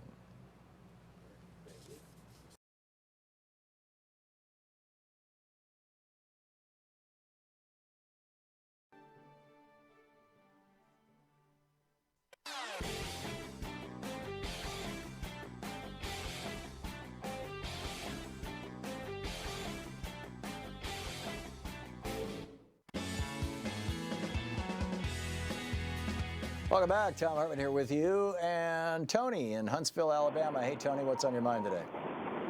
How you doing? Tony? Can you hear me? I do. What's up? Listen, I just wanted to give a little insight, man. All these pageants, whether it's the Victoria's Secret thing or these big pageants that Donald Trump owns, or the Playmates. Notice they call them Playmates because they're just toys to rich guys. Right.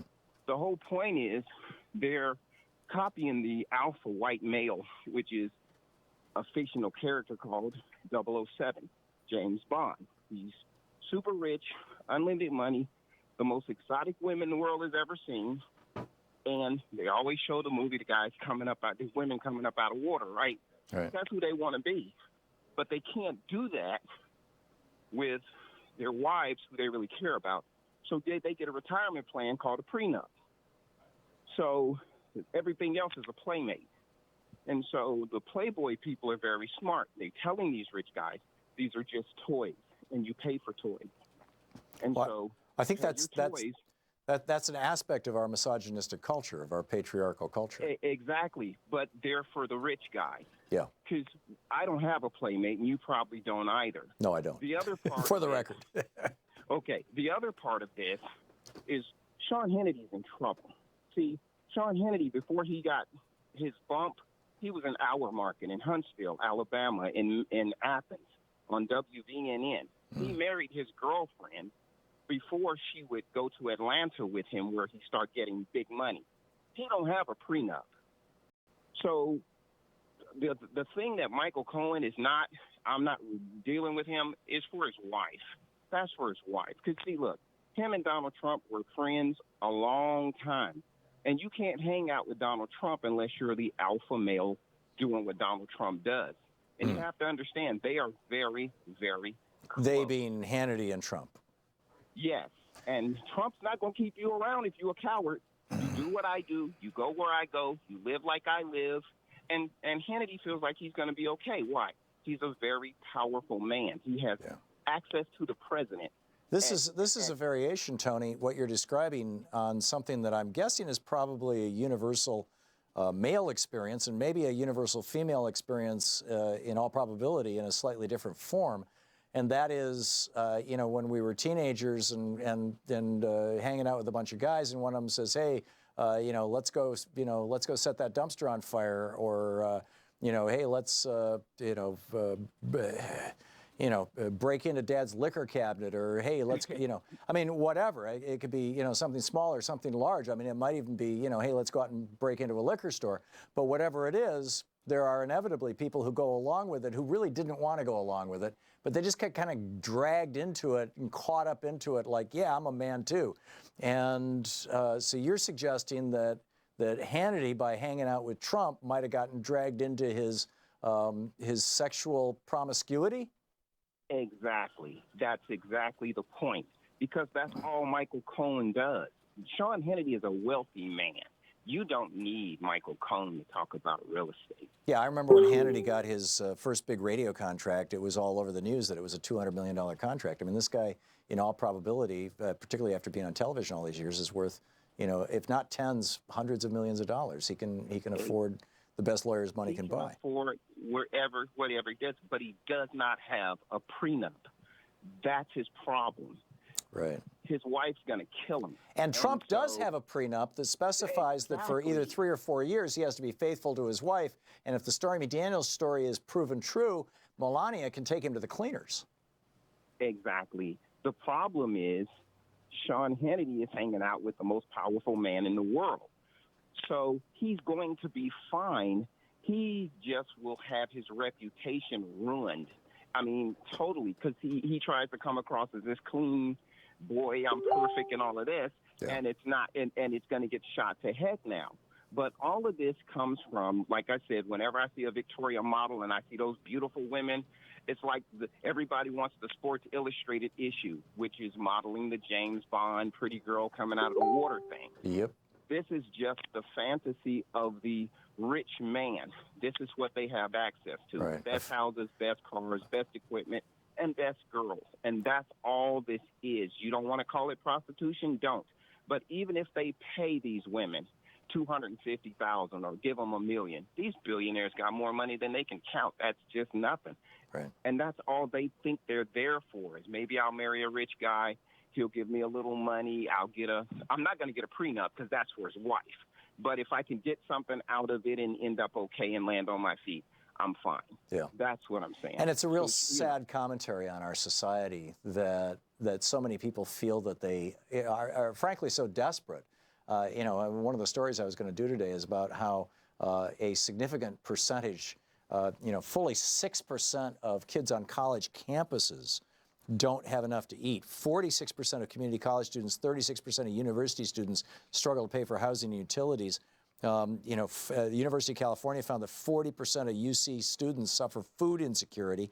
At 4 state universities in Illinois, the number is 35%. I mean, this is, Reaganomics has raped this country. You know, the middle class has just been devastated.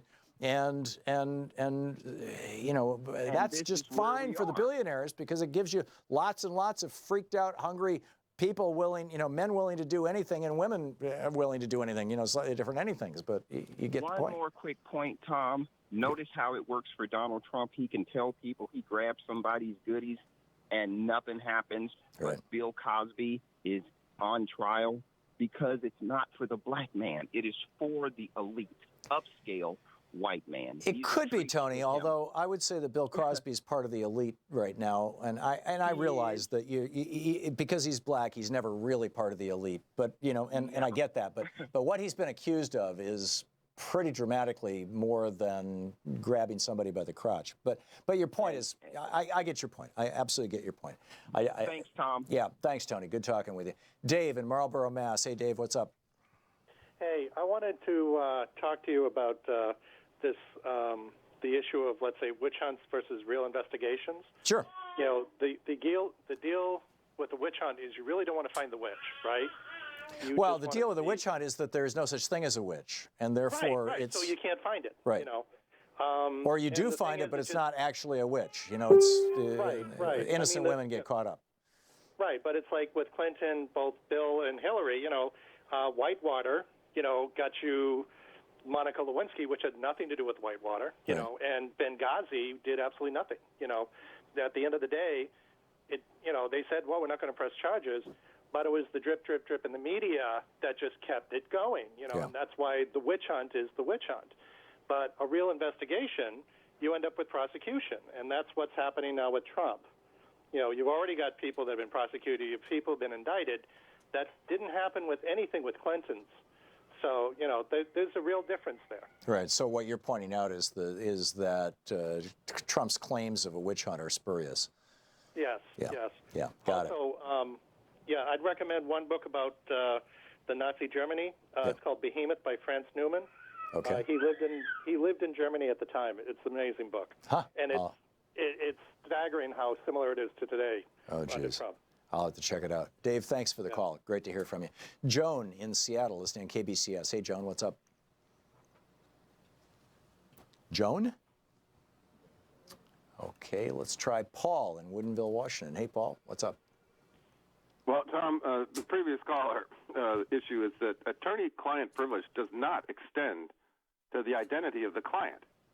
I mean, how could it? Where would that leave the right to face your accuser? Well, it does. The argument that's made is that it does extend to the identity of the client if the client simply being known to be a client of that lawyer, if simply that knowledge reveals something that may be detrimental to the client. For example, if an otherwise happily married man or woman was revealed to have a client relationship with a divorce lawyer, then that could wreak havoc with their marriage, right? So, well, that's the secondary fallout from that is that's your choice of attorney. That's the client's choice of attorney. The fact that how do you get to the fact that the parties do matter? Who the parties are matters, or how do you get to the facts of the case if you don't know who the parties are? Right, but the case, the facts of the case between Michael Cohen and Sean Hannity were not in dispute or inspection yesterday. That's what I'm saying is what their argument is. We can never get to the facts of the case because of the attorney-client privilege protects the identity of the client. So you'll never get to the facts of the case. Right. They're preempting the facts of the case simply by saying that. Right, but in this case, Judge Kimba Wood said no. The identity of the client is consequential here, apparently. Well, what am I missing, Paul? Well, nothing. I guess if that's what the judge says, that's what the judge says. But well, she ordered the third client's name, that would be Hannity, to be unsealed, or to be, in fact, actually, he had the opportunity, I guess, to give it to her in writing, and she could have then chosen whether or not to make it public. But Michael Cohen's trying to figure out how will they get to the facts of the case if the identity of the client is not known.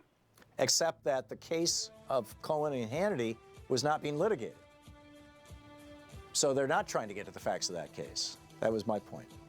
Anyhow, okay.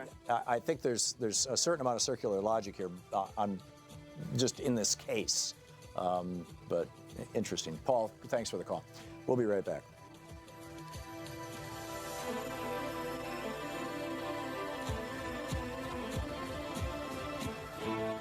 You're listening to Thom Hartmann. Visit thomhartmann.com for audio and video archives. We're going to check in with Talk Media News here in about 4 minutes. Stick around.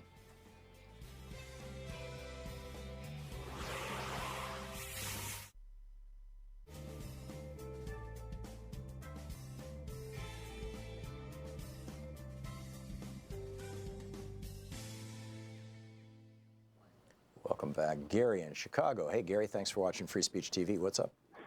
Hi, Tom. Name is Derek. Barry, I'm sorry. I just wanted to ask, with all of the money moving to the top 1-2%, what's the end game? Because rich people, they don't move the economy.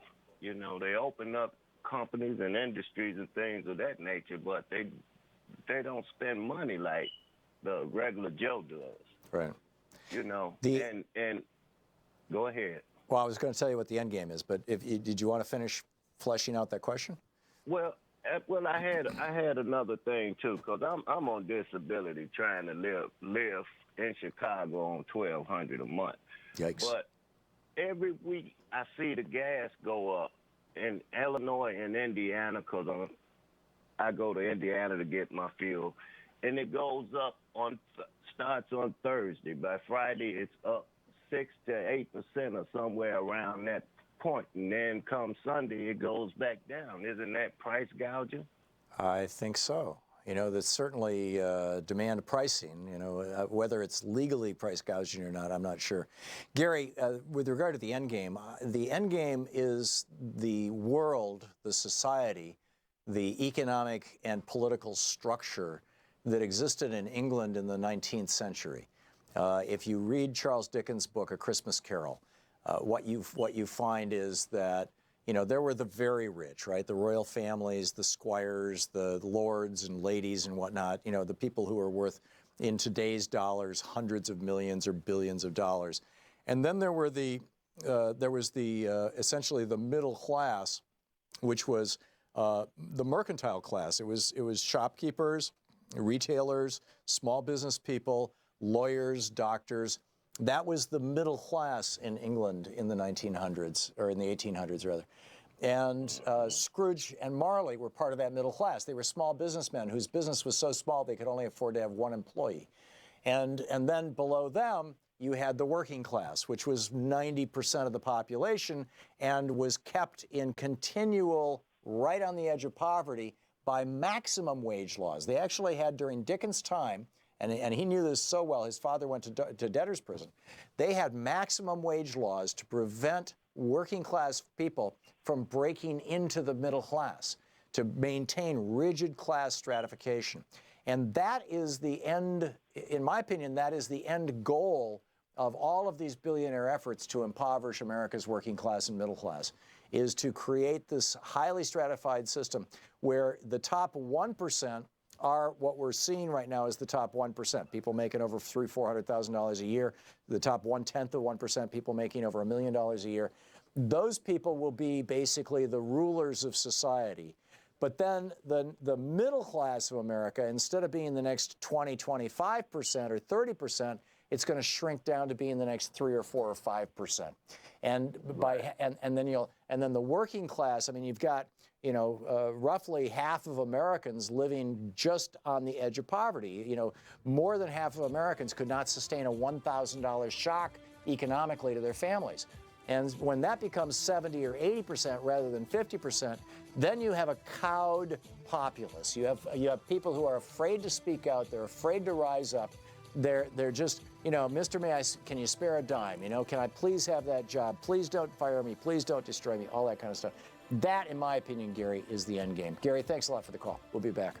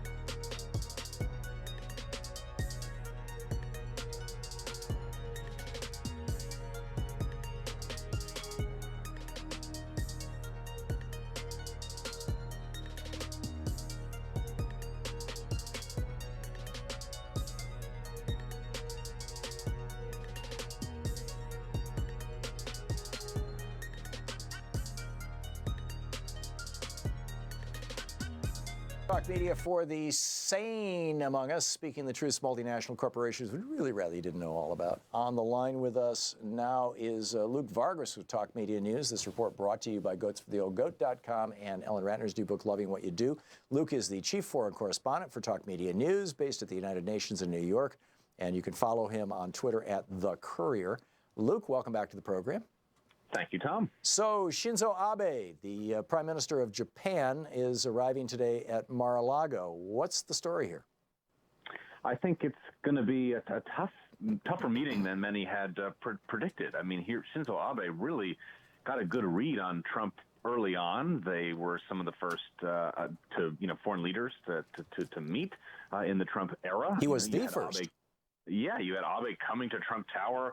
Ivanka was photographed in the room during the transition, and people were saying, just sort of questioning the whole precedent of that whole thing. I mean, these guys forged a great relationship and a strong rapport early on, and Abe wanted to be Trump's main interlocutor for Asia, and that worked for a little while. And then you saw right after the trip by President Trump to Asia last November that began to shift. I mean, Trump really sort of the Chinese just massaged his ego like there's no tomorrow.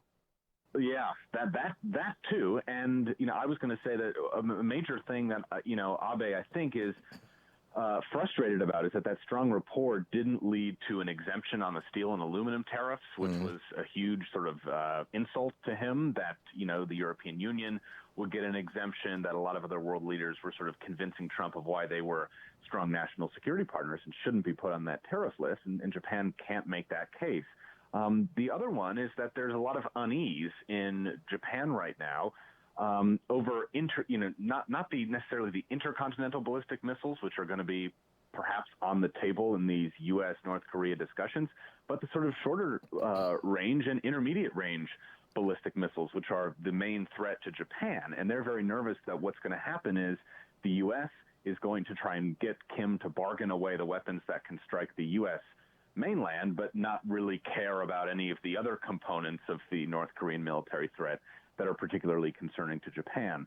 And the final one, I think the big thing that Shinzo Abe will want to see, he's going to want to bring Trump back to the TPP. I mean, the Japanese trade strategy as it pertains to trying to counter China really is not Trump's strategy at all.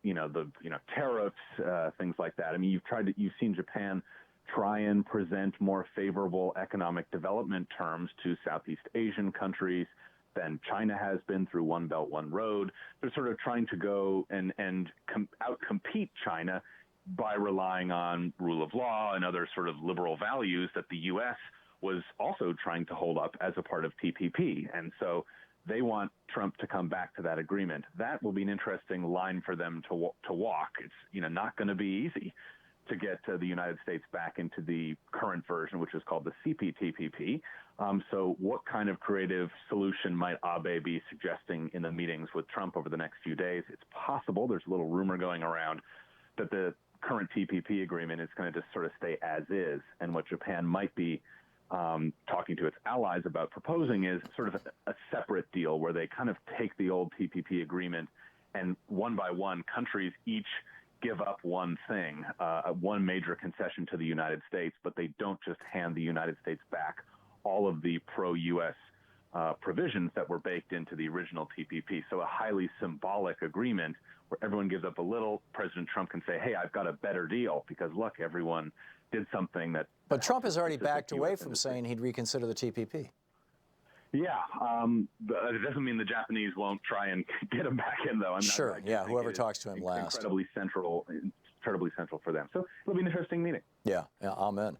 Meanwhile, Nikki Haley on Sunday was saying, Monday morning you're going to hear from Steve Mnuchin, the Treasury Secretary, about the sanctions that we're going to slap on Russia because they're supporting Bashar al-Assad, and particularly sanctions on even American companies that are doing business with Assad, even through third parties, and particularly through Russia. And then Trump comes along and says, no, not so much. Does this signify a schism between Trump and Haley, or does this signify that, Haley and the institution of the executive office of the presidency are moving in one direction, and Donald Trump is just basically not paying attention to his own employees? I think it's closer to the latter, and sort of when a cabinet member on an issue that she should know backwards and forwards, and I don't doubt that she does and was reading the signs accurately, when a cabinet member can be so out of the loop on what the president is thinking, that suggests, I think, a pretty dramatic breakdown of the decision-making process within the White House. And it's unclear who got Trump's ear after basically cabinet members start discussing a imminent policy decision to cause Trump to switch. Some people have pointed out that the sort of the Washington Post timeline that described President Trump having sort of an emergency summit of his national security team on Sunday night to reverse this policy came just hours after James Comey was saying, among other things, that the Russians had blackmail on President Trump. So, I mean, again, I don't want to read too much into that. But what Trump did would strengthen that argument. It certainly would. We'll see what happens to Nikki Haley here. I think she has had unlikely sway so far, but she could be walking onto sort of unstable ground in the next few months. Very, very interesting. Luke Vargas of Talk Media News. Thank you, Luke. Thank you. You can follow Luke on Twitter at The Courier. We'll be right back. It's coming up on 57 minutes past the hour. Charles Sauer is going to drop by. We're going to talk about what's going on with the post office. Stick around. You're listening to Thom Hartmann.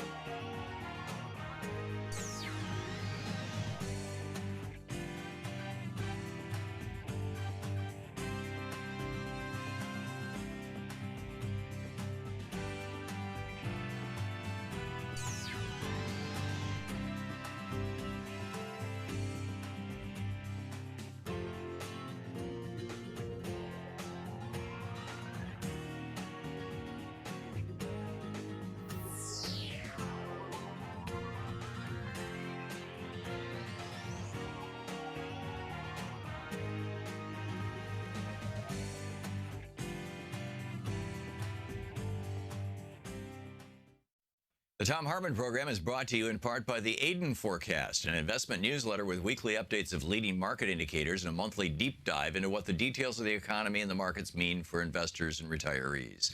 On the web at aidenmarkets.com. Wines have some of the highest pesticide levels in our food chain. This hour brought to you by ecowine.com. Pesticide-free wines, organic wines, imported from France by the Organic Wine Company, ecowine.com. The Thom Hartmann Program is brought to you in part by Super Beets. Super Beets are sourced from non-GMO beets, and they're packed with dietary nitrates, helping to produce nitric oxide for more energy, stamina, and support for healthy blood pressure levels naturally. Call 800-568-9889 or go to tomsbeets.com. That's 800-568-9889, Tom's Beets, THOMSBEETS.com.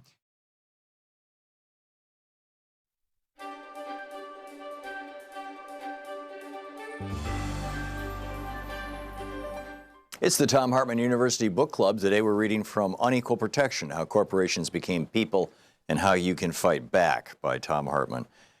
This is from the introduction titled The Battle to Save Democracy. Excuse me. On September 2nd, 2009, the transnational pharmaceutical giant Pfizer pled guilty to multiple criminal felonies. It had been marketing drugs in a way that may well have led to the deaths of people, and that definitely led physicians to prescribe and patients to use pharmaceuticals in a way that for which they were not intended. Because Pfizer is a corporation, a legal abstraction really, it couldn't go to jail like fraudster Bernie Madoff or killer John Dillinger. Instead, it paid a $1.2 billion criminal fine to the U.S. government, the biggest in history, as well as an additional $1 billion in civil penalties. The total settlement was more than $2.3 billion, another record. None of Pfizer's executives, decision makers, stockholders, owners, or employees saw even 5 minutes of the inside of a police station or a jail. Most Americans don't even know about this huge and massive crime, nor do they know that the criminal never spent a day in jail. But they do know that in the autumn of 2004, Martha Stewart was convicted of lying to investigators about her sale of stock in another pharmaceutical company. Her crime cost nobody their life, but she famously was escorted off to a women's prison. Had she been a corporation instead of a human being, odds are there would not have even been an investigation. Yet over the past century, and particularly the past 40 years, corporations have repeatedly asserted that they are, in fact, persons, and therefore eligible for the human rights protections of the Bill of Rights. In 2009, the right-wing advocacy group Citizens United argued before the Supreme Court that they had the First Amendment right to free speech and to influence elections through the production and distribution of a slasher documentary designed to destroy Hillary Clinton's ability to win the Democratic nomination. Some political observers assert that they did this in part because they believed that a black man whose first name sounded like Osama and whose middle name was Hussein could never, ever possibly win against a Republican, no matter how poor a candidate they put up. In that, they were following on a 2003 case before the Supreme Court in which Nike claimed it had the First Amendment right to lie in its corporate marketing, a variation of the First Amendment right of free speech. Corporations haven't limited their grasp to the First Amendment. Pretty much any and virtually every amendment that could be used to further corporate interests has been fair game. As you'll learn in this book, in previous decades, a chemical company took to the Supreme Court a case asserting its Fourth Amendment right to privacy from the EPA, snooping into its illegal chemical discharges. Other corporations have asserted Fifth Amendment rights against self-incrimination, as well as asserting the 14th Amendment, passed after the Civil War to strip slavery from the Constitution, asserting that it protects their right against discrimination by a local community that doesn't want them building a toxic waste incinerator, commercial hog operations, or superstores. If this trend continues, it's probably just a matter of time before a corporation claims the Second Amendment right to bear arms anywhere, anytime, and your credit card company's bill collector shows up at your home with a sidearm. This legal situation is not only bizarre, but also quite the opposite of the visions for this country held by the founders of the nation and the framers of the Constitution. They were sufficiently worried about corporate power that they didn't even include in the Constitution the word corporation, intending instead that the states should tightly regulate corporate behavior, which the states did quite well until just after the Civil War. The American Revolution, you'll learn in this book, was in fact provoked by the misbehavior of a British corporation. Our nation was founded in an anti-corporate power fury. The most significant and oft-quoted precedent of the turning point of corporate power in America began just after the Civil War. It rested on a constitutional amendment successfully written and passed by a group of radical Republicans after the Civil War. That's what they called themselves, radical Republicans, to take slavery out of the Constitution. Given that today's Republican Party has, largely since the robber baron era of the 1880s, been the party of big business and the very rich, it's a bit difficult for some people to get their minds around the possibility that the Republican Party started out as a reform party, that for nearly 70 years, from before Abraham Lincoln until just after Theodore Roosevelt left the party to start a third party, had a strong progressive wing. But the Republican Party did. Although Lincoln was, by today's standards, a moderate Republican, he was still anti-slavery, pro-middle class, and pro-labor. In fact, he famously said labor is superior to capital because it precedes capital. Nobody has wealth until somebody makes something. And he was the first president both to use the word strike in public and to actually stop police and private armies from killing and beating strikers. And just like in today's mainstream Democratic Party, where there's a progressive minority that always seems to be pushing the edges, in the Republican Party of the 1800s, there was a very, even by today's standards, progressive faction. The radical Republicans were a splinter group that emerged in a big way from the Republican Party at its founding in 1854. And just after the Civil War in 1866, they gained a majority among Republicans in the House of Representatives, where they had a powerful influence until the faction disintegrated in the 1870s during the presidency of Ulysses S. Grant. They supported the absolute right of freed slaves to vote and participate in government. It goes on from there. Unequal protection, corporate power.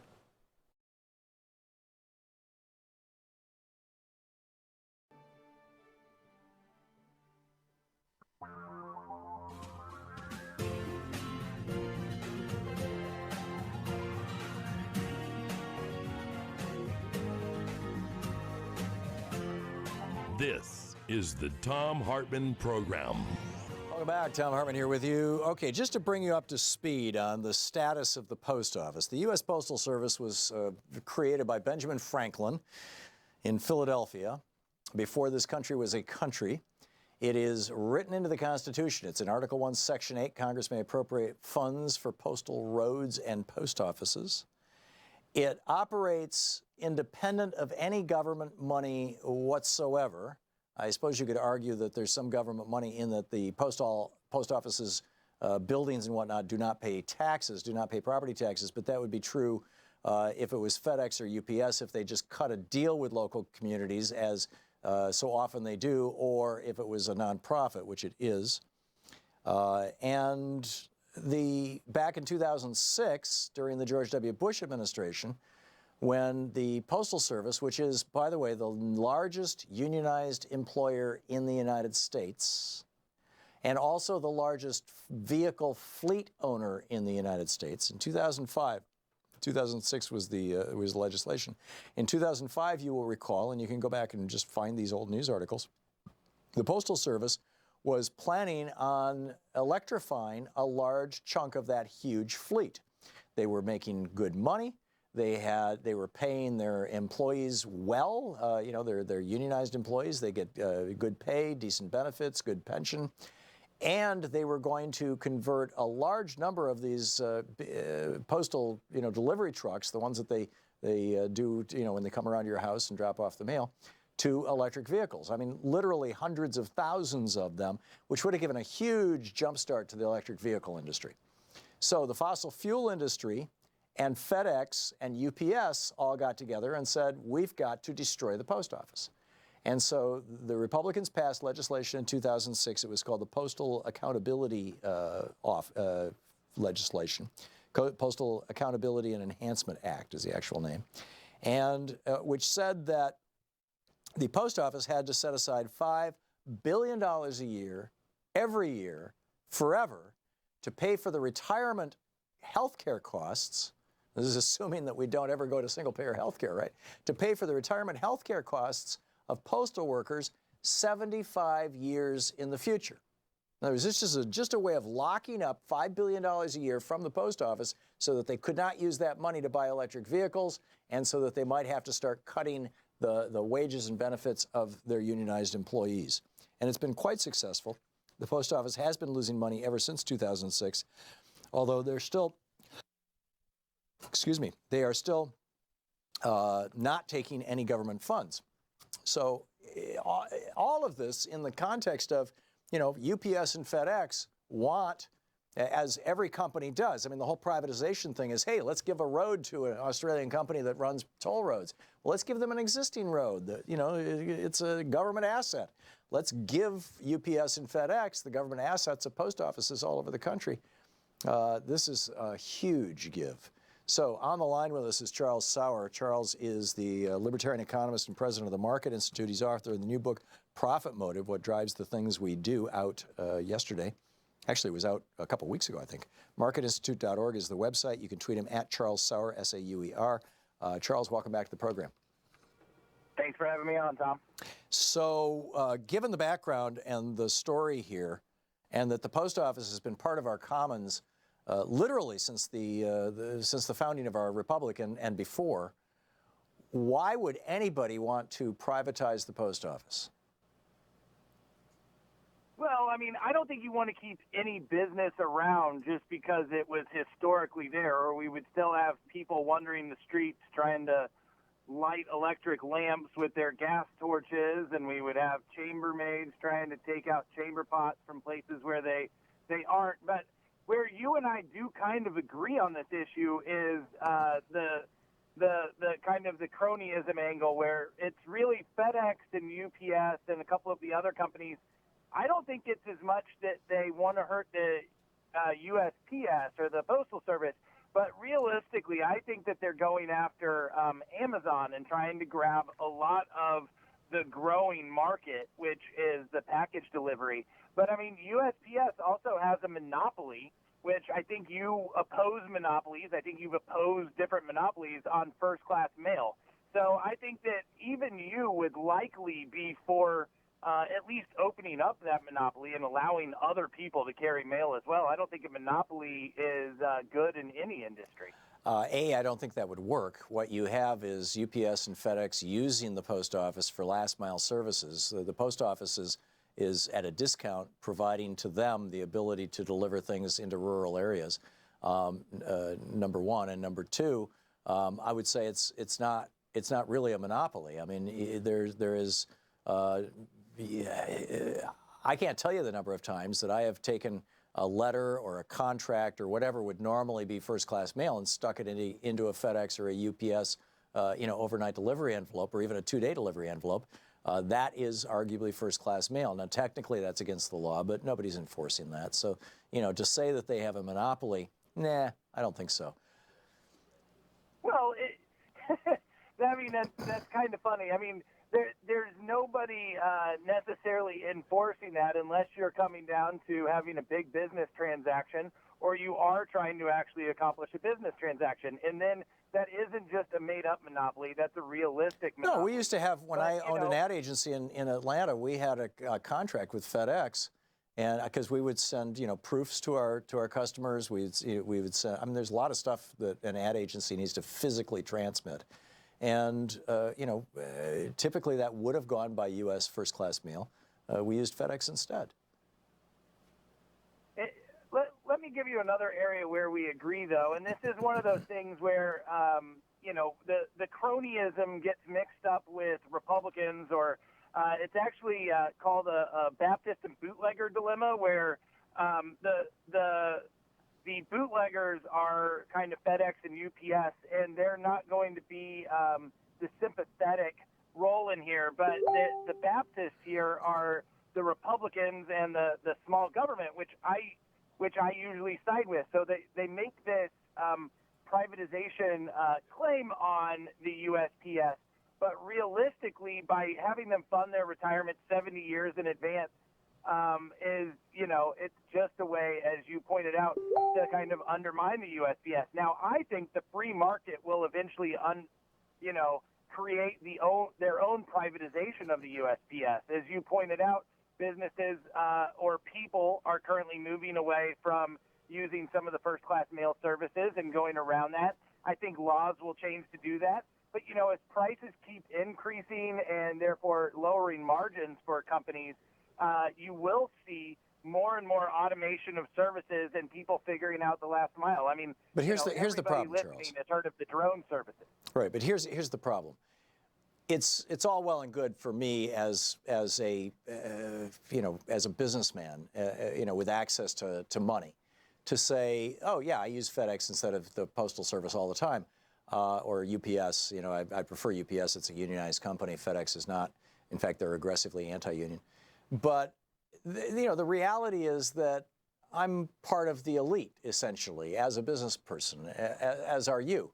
And it's really a wonderful thing that anybody in our country who has 50 cents, which you can typically panhandle these days, that anybody who has 50 cents can write a letter to somebody anywhere in the country, in many cases anywhere in the world, for something close to 50 cents, and just drop it in a mailbox and know reliably that it will get delivered. I mean, our post office does this incredible, incredible thing. And if it was put into private hands, where instead of delivery, a service to the citizens of the country, the number one priority was profit for UPS or FedEx or whatever other company may come along to do this, I don't think that it would be 50 cents anymore. And I don't think that it would be accessible to average people. Wow. I don't think I've ever heard you say something that I felt like was you reading a talking point. But the fact is, everybody can do that now, and that's they can do it for free, and it's because of the innovation of the internet. And we can not just get something across the country for 50 cents, but we can send something worldwide. We can post it for everybody. Charles, again, that's an elitist argument. You've got almost a third of Americans don't have access to the internet. There's local libraries. There are ways that people can get access to the internet. The internet is almost everywhere now. I mean, it's everywhere among people who have money. It's close. I mean, how many people can afford to spend $100 a month? I mean, I realize the internet in Europe costs $20 a month, but in the United States, because we have these for-profit companies and we don't outlaw monopoly in the United States, people are spending, $80 to $120 a month for their internet service. That's nuts. Who can afford that? Well, That is nuts. They need to call me up and help them negotiate their rates. Okay.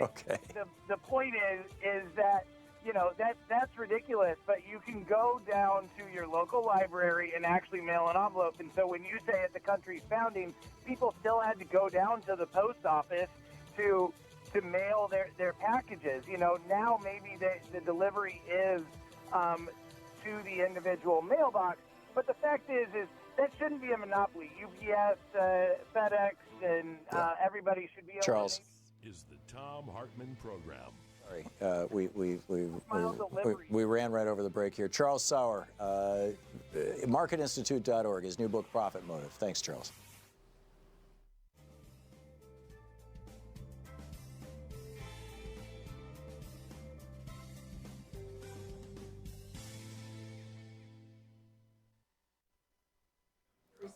And welcome back. Let's see here. Buck in San Clemente, California. Hey, Buck, thanks for watching us on YouTube. What's up? Hey, Tom, how you doing? Good. The post office, you're talking to that guy, Mr. Sauer, about the post office, and Trump knocking Amazon is just crazy because Amazon is helping the post office, Right. and I don't know. Yeah, it's essentially, it's almost a subsidy. I mean, they're giving so much business to the post office. Right. And FedEx wants to mail to some shack, you want to send it to some shack. Well, they'll take it, 20 miles up to the shack, and then the post office will carry the letter there. So. That's exactly what happens. But you called about Marla Maples. Yeah, I wanted to just this is just every time you mention Marla Maples, getting her divorce just before, the prenup took place, I got to think of, I don't know if Michael Cohen was his lawyer at the time, but I'm sure he had some other fixture because that's just the way Trump rolls. He's got his fixtures doing this and that, and right. And his, I have to think that, I'm thinking of the book Wolf, Fire and Fury. Yeah. He wrote about in Fire and Fury how Trump would sit at his desk in his big penthouse office, and he would have the beautiful wife of one of his rich friends, sitting there, and he would say, "Be quiet here. I'm going to call your husband. Just listen." And he would say, "Hey, Joe, I got a couple of hookers here, and they're just hot to trot, and why don't you come over and visit me?" Or something like that in the book. It was like, and then he would like say, "Oh, your wife is your wife really that good in bed?" And just egg it on and like hush the wife. So this wife would be exposed to all of this stuff. That's the kind of character Trump is. Okay. Yep. So I would bet my house that he had a fixer, set up, hey, Mr., hey, you're going to be her bodyguard.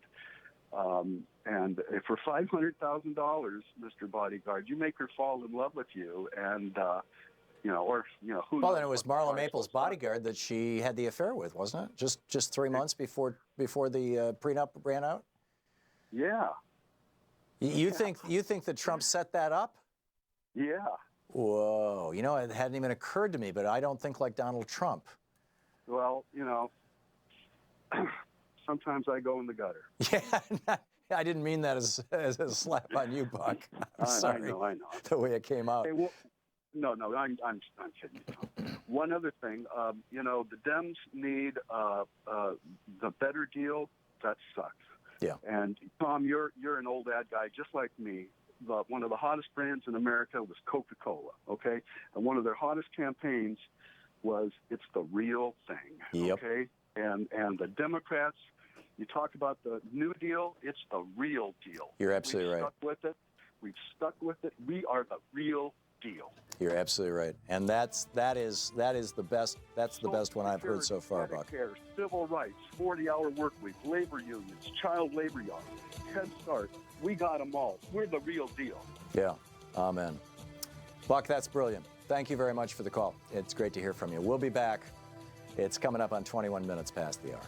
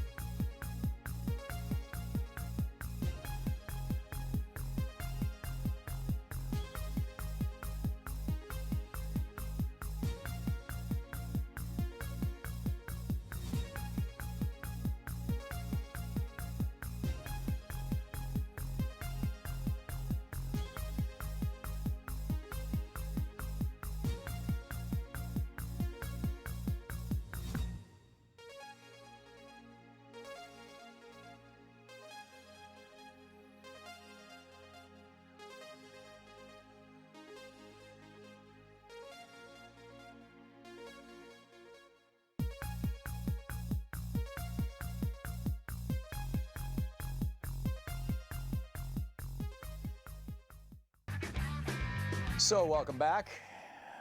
Wow, a lot in the news today, a lot going on. And Fernando in San Antonio, Texas. Hey, Fernando, you wanted to continue the conversation about the post office? Yes, sir. It's a pleasure talking to you, Tom. Enjoyed listening to your show for years now. Thank you. This guest you had earlier, I mean, first of all, his smugness was getting to me. But he criticized the U.S. Postal Service of having a monopoly. Well, while I was listening to your segment, I got on the internet and looked up the cost of mailing what would be a 1 ounce first class letter using Federal Express from my home in San Antonio to my mom's house in El Paso. $9.89, or I could go to the Postal Service and pay 50 cents. Right. So if he's so concerned about the market and so on, I mean, isn't it taking care of itself? Who in his right mind would go pay almost $10 when they could spend 50 cents? And not only that, if I wanted to send a letter to my sister in the D.C. area, it's even more. Yeah. And I think that we have to understand the forces at work here. And this is the stuff that you definitely will not hear on Fox, on Billionaire News. And that is, number one, the post office is the largest unionized employer in the United States. The Republicans desperately want to destroy that union. There are two major unions that represent postal carriers and postal workers. And the Republicans, of course, hate unions. They want to take them down. Number two. Oh, I'm sorry. Go ahead. Number two, the post office has the largest fleet of cars in the United States, or vehicles, and the type of use that they make of them. If you've got an electric vehicle and you travel fewer than 100 miles a day, you never have to use any fuel at all. I mean, you just use electricity, and that's true in many parts of the country, not the most rural parts, but that's true of many parts of the country with postal vehicles, and they are very well suited to electrification, which would hugely help the electric car industry and arguably hurt the fossil fuel industry. And of course, number three, you've got all of this infrastructure that was built out all the way back to the American Revolution. Some of these post offices are literally that old, and that infrastructure has insane value. I mean, the property values, the building values, the legacy values, and if UPS and FedEx can get their hands on that, the way that Republicans like Mike Pence privatized the freeways in Indiana, just give them to the company, or sell them for a penny on the dollar. If they can get their hands on that, they've got something that's really worth serious bucks. So that's what's, and on top of that, of course, you got the Republican Party with their hand out saying who's going to finance our next election: FedEx, UPS, and the fossil fuel industry. Back to you, Fernando. And one more thing. If I'm not mistaken, the U.S. Postal Service is also the largest employer of military veterans. That wouldn't surprise me. That may well be true. I know that they're prioritizing veterans right now, so that probably is true. Although, that's not something that the Republicans are going to try and take down. They're going to try and pretend like that's not going on. You get that. So, Fernando, thanks a lot for the call. It's good to hear from you. Heidi in Bellevue, Washington. Hey, Heidi, thanks for listening to KBCS. What's up? Hi, Tom. I wanted to talk to you about the post office. I was just listening to the conversation that you were having with the conservative guy. Mm-hmm. And I've lived in extreme rural communities that were 2 hours from the nearest traffic light. I mean, they were so extremely rural that Amazon takes days to reach. And first of all, there wasn't library access. They would have like a bookmobile come every 2 weeks. So you didn't have that. It was very difficult and expensive to get internet service there. And one of the few things that was keeping the community alive and attached to the outside world was the post office. Right. And this was on the mainland U.S. But I also think of a place like Alaska, where so many conservatives live. They would not get postal service without the U.S. Post. You're absolutely right. In fact, that's one of the major areas where the U.S. Postal Service provides last mile service. In many cases, last 500 mile service for UPS and FedEx. Heidi, excellent. Well said. Thank you very much. We'll be right back. You're listening to the Thom Hartmann Program. Call 202-808-9925. Exposing the con and conservative. It's the Thom Hartmann Program. We'll be back with more of your calls right after this.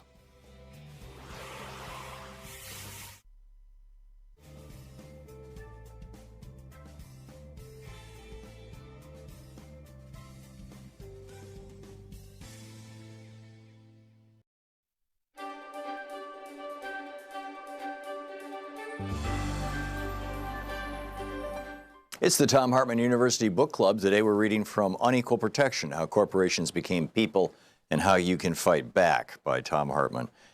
This is from the introduction titled The Battle to Save Democracy. Excuse me. On September 2nd, 2009, the transnational pharmaceutical giant Pfizer pled guilty to multiple criminal felonies. It had been marketing drugs in a way that may well have led to the deaths of people, and that definitely led physicians to prescribe and patients to use pharmaceuticals in a way that for which they were not intended. Because Pfizer is a corporation, a legal abstraction really, it couldn't go to jail like fraudster Bernie Madoff or killer John Dillinger. Instead, it paid a $1.2 billion criminal fine to the U.S. government, the biggest in history, as well as an additional $1 billion in civil penalties. The total settlement was more than $2.3 billion, another record. None of Pfizer's executives, decision makers, stockholders, owners, or employees saw even 5 minutes of the inside of a police station or a jail. Most Americans don't even know about this huge and massive crime, nor do they know that the criminal never spent a day in jail. But they do know that in the autumn of 2004, Martha Stewart was convicted of lying to investigators about her sale of stock in another pharmaceutical company. Her crime cost nobody their life, but she famously was escorted off to a women's prison. Had she been a corporation instead of a human being, odds are there would not have even been an investigation. Yet over the past century, and particularly the past 40 years, corporations have repeatedly asserted that they are, in fact, persons, and therefore eligible for the human rights protections of the Bill of Rights. In 2009, the right-wing advocacy group Citizens United argued before the Supreme Court that they had the First Amendment right to free speech and to influence elections through the production and distribution of a slasher documentary designed to destroy Hillary Clinton's ability to win the Democratic nomination. Some political observers assert that they did this in part because they believed that a black man whose first name sounded like Osama and whose middle name was Hussein could never, ever possibly win against a Republican, no matter how poor a candidate they put up. In that, they were following on a 2003 case before the Supreme Court in which Nike claimed it had the First Amendment right to lie in its corporate marketing, a variation of the First Amendment right of free speech. Corporations haven't limited their grasp to the First Amendment. Pretty much any and virtually every amendment that could be used to further corporate interests has been fair game. As you'll learn in this book, in previous decades, a chemical company took to the Supreme Court a case asserting its Fourth Amendment right to privacy from the EPA, snooping into its illegal chemical discharges. Other corporations have asserted Fifth Amendment rights against self-incrimination, as well as asserting the 14th Amendment, passed after the Civil War to strip slavery from the Constitution, asserting that it protects their right against discrimination by a local community that doesn't want them building a toxic waste incinerator, commercial hog operations, or superstores. If this trend continues, it's probably just a matter of time before a corporation claims the Second Amendment right to bear arms anywhere, anytime, and your credit card company's bill collector shows up at your home with a sidearm. This legal situation is not only bizarre, but also quite the opposite of the visions for this country held by the founders of the nation and the framers of the Constitution. They were sufficiently worried about corporate power that they didn't even include in the Constitution the word corporation, intending instead that the states should tightly regulate corporate behavior, which the states did quite well until just after the Civil War. The American Revolution, you'll learn in this book, was in fact provoked by the misbehavior of a British corporation. Our nation was founded in an anti-corporate power fury. The most significant and oft-quoted precedent of the turning point of corporate power in America began just after the Civil War. It rested on a constitutional amendment successfully written and passed by a group of radical Republicans after the Civil War. That's what they called themselves, radical Republicans, to take slavery out of the Constitution. Given that today's Republican Party has, largely since the robber baron era of the 1880s, been the party of big business and the very rich, it's a bit difficult for some people to get their minds around the possibility that the Republican Party started out as a reform party, that for nearly 70 years, from before Abraham Lincoln until just after Theodore Roosevelt left the party to start a third party, had a strong progressive wing. But the Republican Party did. Although Lincoln was, by today's standards, a moderate Republican, he was still anti-slavery, pro-middle class, and pro-labor. In fact, he famously said labor is superior to capital because it precedes capital. Nobody has wealth until somebody makes something. And he was the first president both to use the word strike in public and to actually stop police and private armies from killing and beating strikers.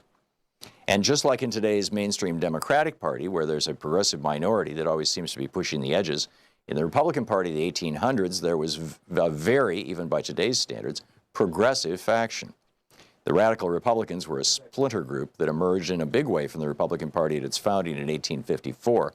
And just after the Civil War in 1866, they gained a majority among Republicans in the House of Representatives, where they had a powerful influence until the faction disintegrated in the 1870s during the presidency of Ulysses S. Grant.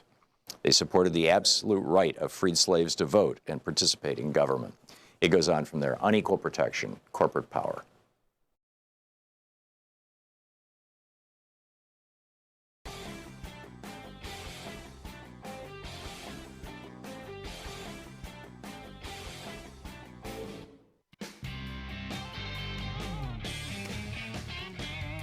Welcome back to the place where smart people get their news, the Thom Hartmann Program. This, just to put a fine point on this whole Postal Service discussion, this is not some new thing, trying to destroy the Postal Service, that the Republicans just came up with last week.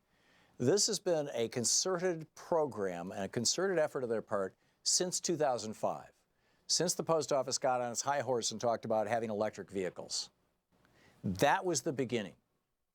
Now, they've long disliked the Post Office because it's the largest unionized employer in the United States, but there's ways that they could destroy the Postal Union. They've certainly tried over and over again without destroying the Post Office. But now they're trying to take down the Post Office itself. The Postal Service, and what Trump did this week is he established a commission to look into the finances of the Post Office. Well, the Post Office already has a commission that looks into its finances. It's called the Postal Service Board of Governors, the USPS Board of Governors. It's an 11-member panel. It operates like the board of directors for a corporation. But there's nobody on that board right now. There has not been a new member of that board since the George W. Bush administration. And after this Postal Act was passed, Bush stopped appointing people, and, you know, you get attrition. People find new jobs, they move on, they die, whatever. And then throughout the Obama administration, Congress, Mitch McConnell, refused to hold hearings in the Senate on any of Obama's appointments, and Trump has refused to put anybody on. So currently, all 9 appointee positions on this 11-person panel are empty. They don't have a quorum. They can't even meet and make decisions. This is nuts. Linda in Deerfield Beach, Florida. Hey, Linda, what's up? Hi, Tom. Thanks for taking my call. Can you hear me? Sure, just fine, Linda. Okay. I just thank you for highlighting the post office. I'm one of, hundreds of thousands that work for the post office, and everybody's always attacking us for our rates, but they don't understand that for 49 cents, we do a very good job getting your mail anywhere it needs to go in the country. Yeah, it's an amazing thing, really. It's like magic. It's amazing what we can do. Right. And we are on the back of trains. We are on the belly of the plane that you fly on. We are able to go in where nobody else is going to go in, and we have boats that we go into the Upper Peninsula, horses in Michigan, little propeller planes like the woman before me talked about in Alaska. UPS and FedEx don't have that, and they don't want it because you lose money. It's all about losing money.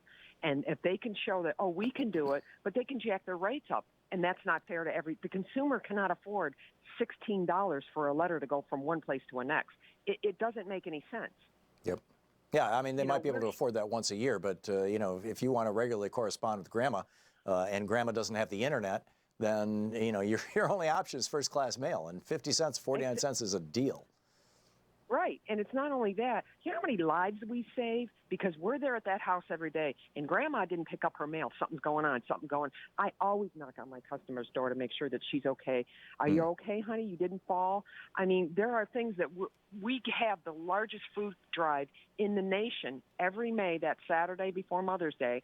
We collect literally billions of food to fill up the food banks in this country. Yep. I mean, we are a very, very useful, if you want to call us a corporation, but we do service our people. Yeah. And Tom, I've worked in 3 hurricanes. They're not fun. We don't shut down. UPS, FedEx shut down. We don't shut down. Yep. We keep going. Neither That's dark all of I night nor storm of day, or whatever the saying is. Yeah, there you go. Linda, I salute you. Thank you for the call. Kim in New York City. Hey, Kim, you wanted to talk about the post office? Hi. Yes, I do. I was in Argentina about 2 years ago, and they privatized their post office. I sent a letter to New York. It took 4 months to get here and cost over $4 to send. Wow. See, that's what you would expect with privatized service, particularly if it's a privatized monopoly. That they just don't. That's an amazing story. Kim, thank you for calling and sharing that with us. That's extraordinary. John in Seattle. Hey, John, what's up? Hi, John. Tom. Thank you for taking my call. Sure. I just had a comment about Amazon. Basically, the post office has the career service employees. I think they are taking advantage of the people who are not career service because they don't get time and a half. On Sundays, and they are forced to work 6 days a week. 5-6 hours a night. Are you a postal employee, John? No, my girlfriend is. I see.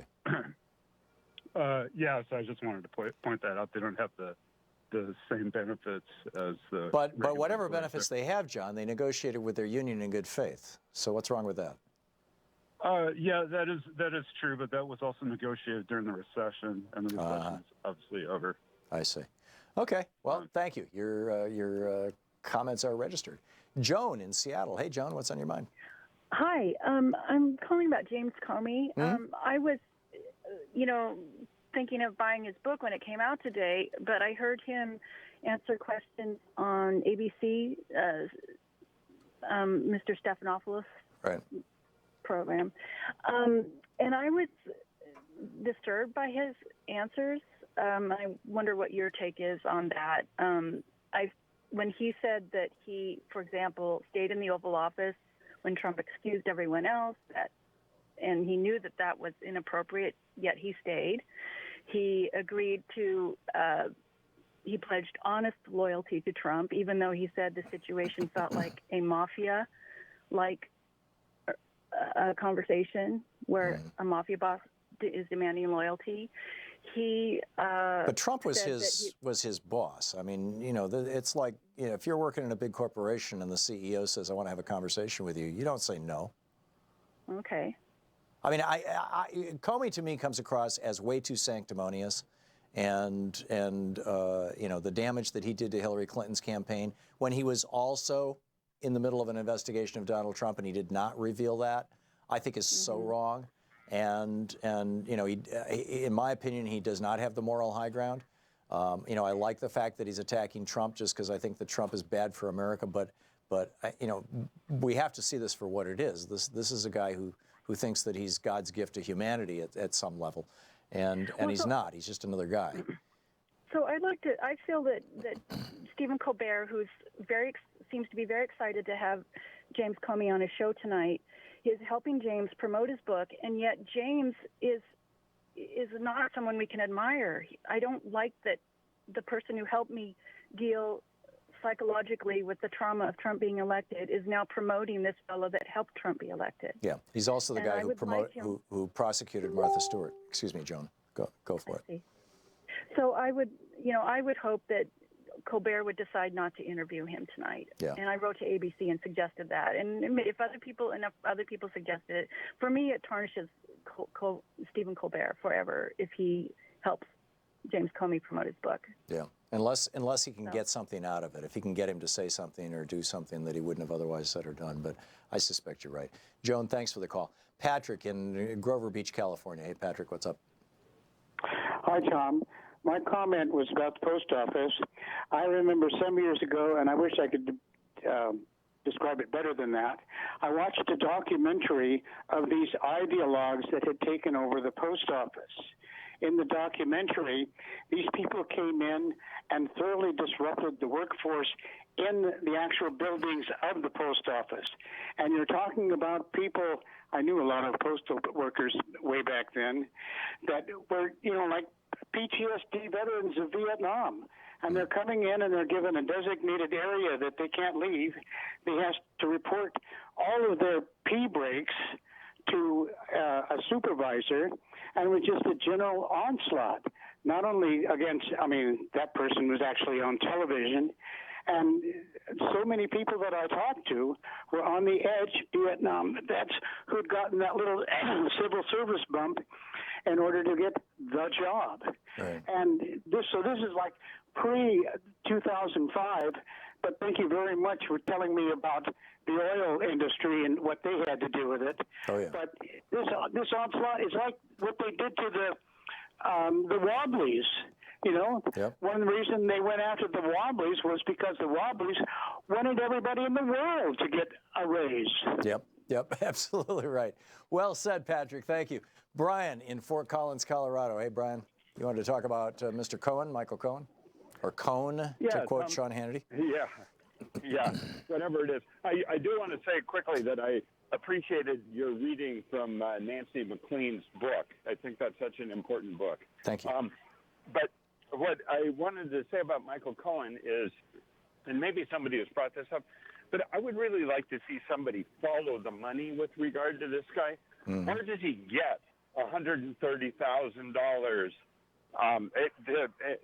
to pay off Stormy Daniels that he claims is his own money? And where does he get the money to pay the rent in, his office building? If I had to guess, Brian, and this is the only logical explanation that I can come up with, and maybe you know of something that I don't, it would be that when Donald Trump hired him, he hired him specifically to be a fixer for bimbo eruptions, using the old Bill Clinton phrase.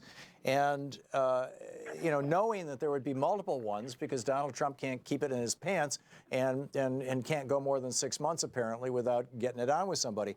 And so what he probably did, and this is just speculation, but it seems to make sense, is whenever this relationship started, say 5-10 years ago, he said, okay, Michael, I'm going to take, $5 million or $20 million, and I'm going to set it in this pot. We're going to set up this corporation, and this money is going to pay you an annual retainer, and it's going to be essentially a slush fund to pay off girls, and I don't want to know about it. I want to have deniability. You take care of it. Doesn't that make sense? Mm-hmm. I mean, that's kind of how the mob does it, isn't it? Yeah, it does. But let me ask you this, Tom. So if that were revealed to be the case, or whatever, so what does that say about, the payments he's been making? Apparently his skill as a lawyer is he probably with a lot of help, put together this pretty ironclad non-disclosure agreement. A lot of it's boilerplate, Brian. It seems to be stuff out of one of the law books. But yeah, I think that I don't think that he's been hired for his competence as a lawyer. He's been hired for his willingness to get into the gutter and do this kind of work on behalf of these very, very, very wealthy men. Brian, thanks for the call. We'll be right back. You're listening to Thom Hartmann. Visit thomhartmann.com for audio and video archives. It is coming up on 47 minutes past the hour. Stick around.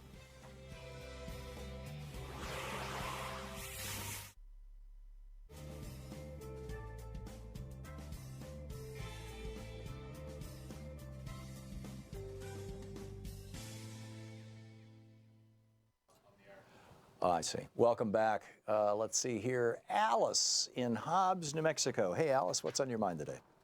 Hi, how are you? Great. What's up? I just wanted to say the reason I think the post office is in dire straits because back about 10 years ago when the real estate market was up and coming and post office had all these bigwigs working, so the post office bought their houses and transferred them. And now that the real estate market has burst, they're stuck with all this real estate, and they're trying to blame it on the unions and the helpers. But it was their top-notch guys that they transferred all over the United States and then You're they you're bought saying their that the house. post office bought housing for executives? Yeah, I didn't know that. Are you sure of that? I read that in a paper when I lived in Brooklyn. Yeah, that doesn't necessarily mean it's true, but it's not impossible. I mean, you know, a lot of companies will do that typically over the short term. You know, we'll move you to this town, and you know, we'll buy a house, or they'll have a house that people can use over the short term. Or there are, you know, rental pools that are specifically designed for short-term housing for executives moving around. Alice, I'm going to have to look into that a little more, you know, before we lay this down as some absolute reality. But that's fascinating. Thanks for the heads up I on read it. it in a local paper when I lived in Brooklyn. Okay, I'll check it out. Alice, thank you. Michael in Imperial Beach, California. Hey, Michael, what's up? Hey, Mr. Hartman. I just wanted to pick up on Gary's end game of these billionaires, right, and tie it together with Charles Sauer. We all know the billionaires' end game, a Charles Dickens society with their playmates, like you said. So my question is, Tom, what about their children? When a kid is 6, they're oblivious to the world. By 13, 14, they know the game is fixed simply because they were born to the right family. So they won the sperm club. Big deal. So if you had to guess, Tom, what percentage of these kids, Charles Sauer's kids, these billionaires' kids, will look at their parents and say, you're a threat to society? Because if these children don't change and grow a conscience, then if their children follow in the parents' footsteps, we're doomed, aren't we, Tom? Broadly speaking, yeah, although in defense of Charles, I know Charles, and he's just a middle-class guy who's trying to make it through life like the rest of us, so I would not put him in that category. But if you want a classic example of what happens when rich people have children and give them money but not anything else, don't give them attention, don't give them affection, don't give them parenting, you need look no farther than the White House right now. Right, the Trump kids, exactly. And really, we're becoming Not like just the Trump's Roman- kids, Trump himself. And Trump himself, correct. And we're really becoming like the Roman Empire. You know, you had Caesar, who worked to get where he got. Then he gave it to Augustus, who blew it. Then he gave it to Tiberius, who went on steroids. Then we went to Nero and Caligula. I mean, if we're going to get to the Caligula stage of democracy, I think we're there. Right. So if we can't stop this through our votes, if they're rigging the votes, then I really don't see any future. How did you memorize the Roman emperors, Michael? Because I'm fascinated by how it took only 4 generations for them to destroy themselves. Yeah. And if we're gonna do that in America, we are destroying ourselves. I think you're absolutely right. And I'm impressed that you know the Roman emperors. I was always fascinated with Roman history, but I could never pull that one off. Michael, thank you so much for the call. And spot on. We are at the cancer stage of capitalism and the Caligula stage of empire. Whew. Tough one. Stick around. We'll be right back.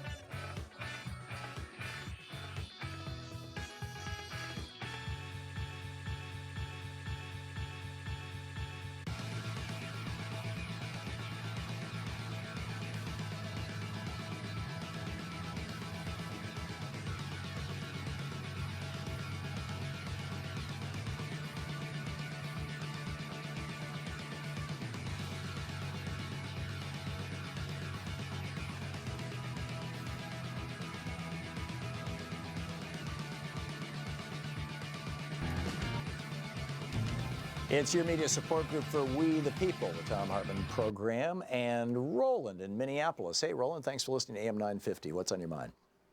Yeah, I just want to make a statement.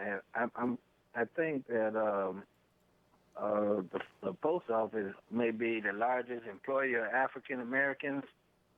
I'm guessing you're absolutely right. Yeah, that might be another reason why they like attacking the post office That's just my opinion. Yeah, no, it's a very real possibility, and do not ever underestimate the racial animus of these so-called conservatives. It can get really, really nasty. Thank you, Roland. Rhoda in Portland, Michigan. Hey, Rhoda, what's up? Hi, Tom. How are you? I am well. I hope you are too. I'm trying to be. Okay. Well, I thought I'd invented the term rant and rave, but really and truly today I'm ranting and raving about the so-called chemical warfare in Syria. Yeah. Specifically, the faces of these kids. They're always being washed. Their faces are clean, not even pink, no reddened eyes, no damage, no pictures of scars, no burnings. To me, right now, it's the best vision of fake news I've seen all year. In other words, you don't believe that the Assad government attacked their own, or that anybody attacked these people with chlorine Not gas? the ones that they're showing us. It's always a shower, and they're washing their faces, and the faces are clean and pretty, and then they're walking off. Where are the burns? Where are the scarred kids? I saw those pictures, Rhoda. I saw the pictures of dead kids. They're out there.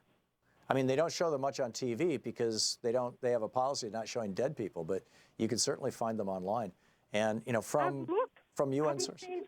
I haven't seen like the damaged skin. All I'm seeing when I look on the TV in particular, because, you know, I have a cataract in one eye, I'm seeing these faces with their faces being washed and always a shower and always the water and they're walking off. I don't see where we're seeing the scars and all those kinds of things. I really think it's some way. They interviewed a gentleman with this place that they bombed. And he said that he wasn't there, and there's no evidence of it. We cannot see that I've seen people are going in there and showing us. Yeah, I've seen the videos that say there's no there, and I've also seen the videos that say here's what happened, and I'm more inclined to believe that it happened and that Assad's government was probably behind it. This would be the 50th or roughly 50th chemical attack, and many of those were very, very well documented. But that said, you know, if you wanted to drag the United States into a conflict against Assad, which ISIL would very much like to do, then this is the easiest way to do it. So, and then on the third hand, you know, Trump basically didn't actually respond. He just did a postured. So, Rhoda, thank you for the call. You know, time will tell. You know, the UN is sending people. They're arriving there right now, I believe. Daniel in Houston, Texas. Hey, Daniel, you wanted to talk about Syria too? Daniel? No, Daniel. Let's try Chris in Bensonville, Illinois. Hey, Chris, you want to talk about Mike Pence? Hi, Tom. Hey.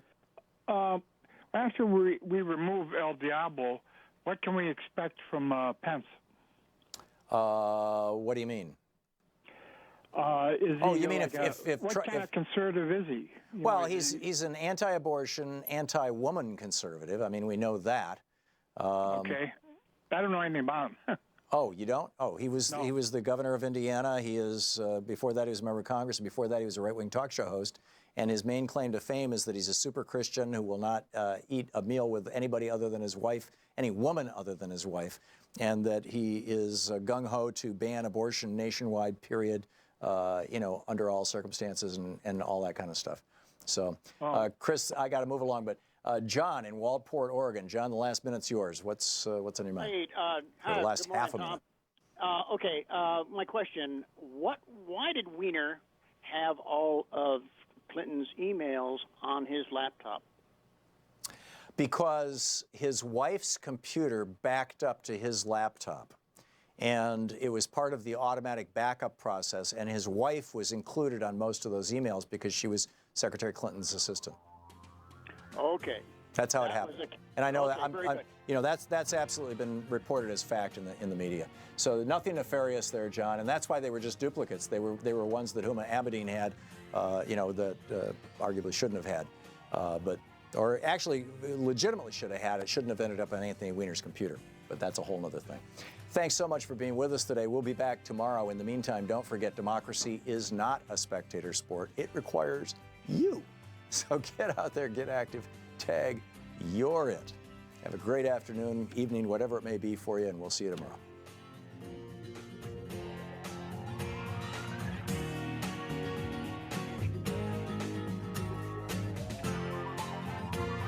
You've been listening to Thom Hartmann. For audio and video archives, visit thomhartmann.com. The Thom Hartmann Program is brought to you in part by the Aiden Forecast, an investment newsletter with weekly updates of leading market indicators and a monthly deep dive into what the details of the economy and the markets mean for investors and retirees. On the web at aidenmarkets.com.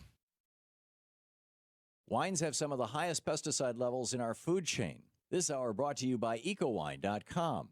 Pesticide-free wines, organic wines, imported from France by the Organic Wine Company, ecowine.com. The Thom Hartmann Program is brought to you in part by Super Beets. Super Beets are sourced from non-GMO beets, and they're packed with dietary nitrates, helping to produce nitric oxide for more energy, stamina, and support for healthy blood pressure levels naturally. Call 800-568-9889 or go to tomsbeets.com. That's 800-568-9889, Tom's Beets, THOMSBEETS.com.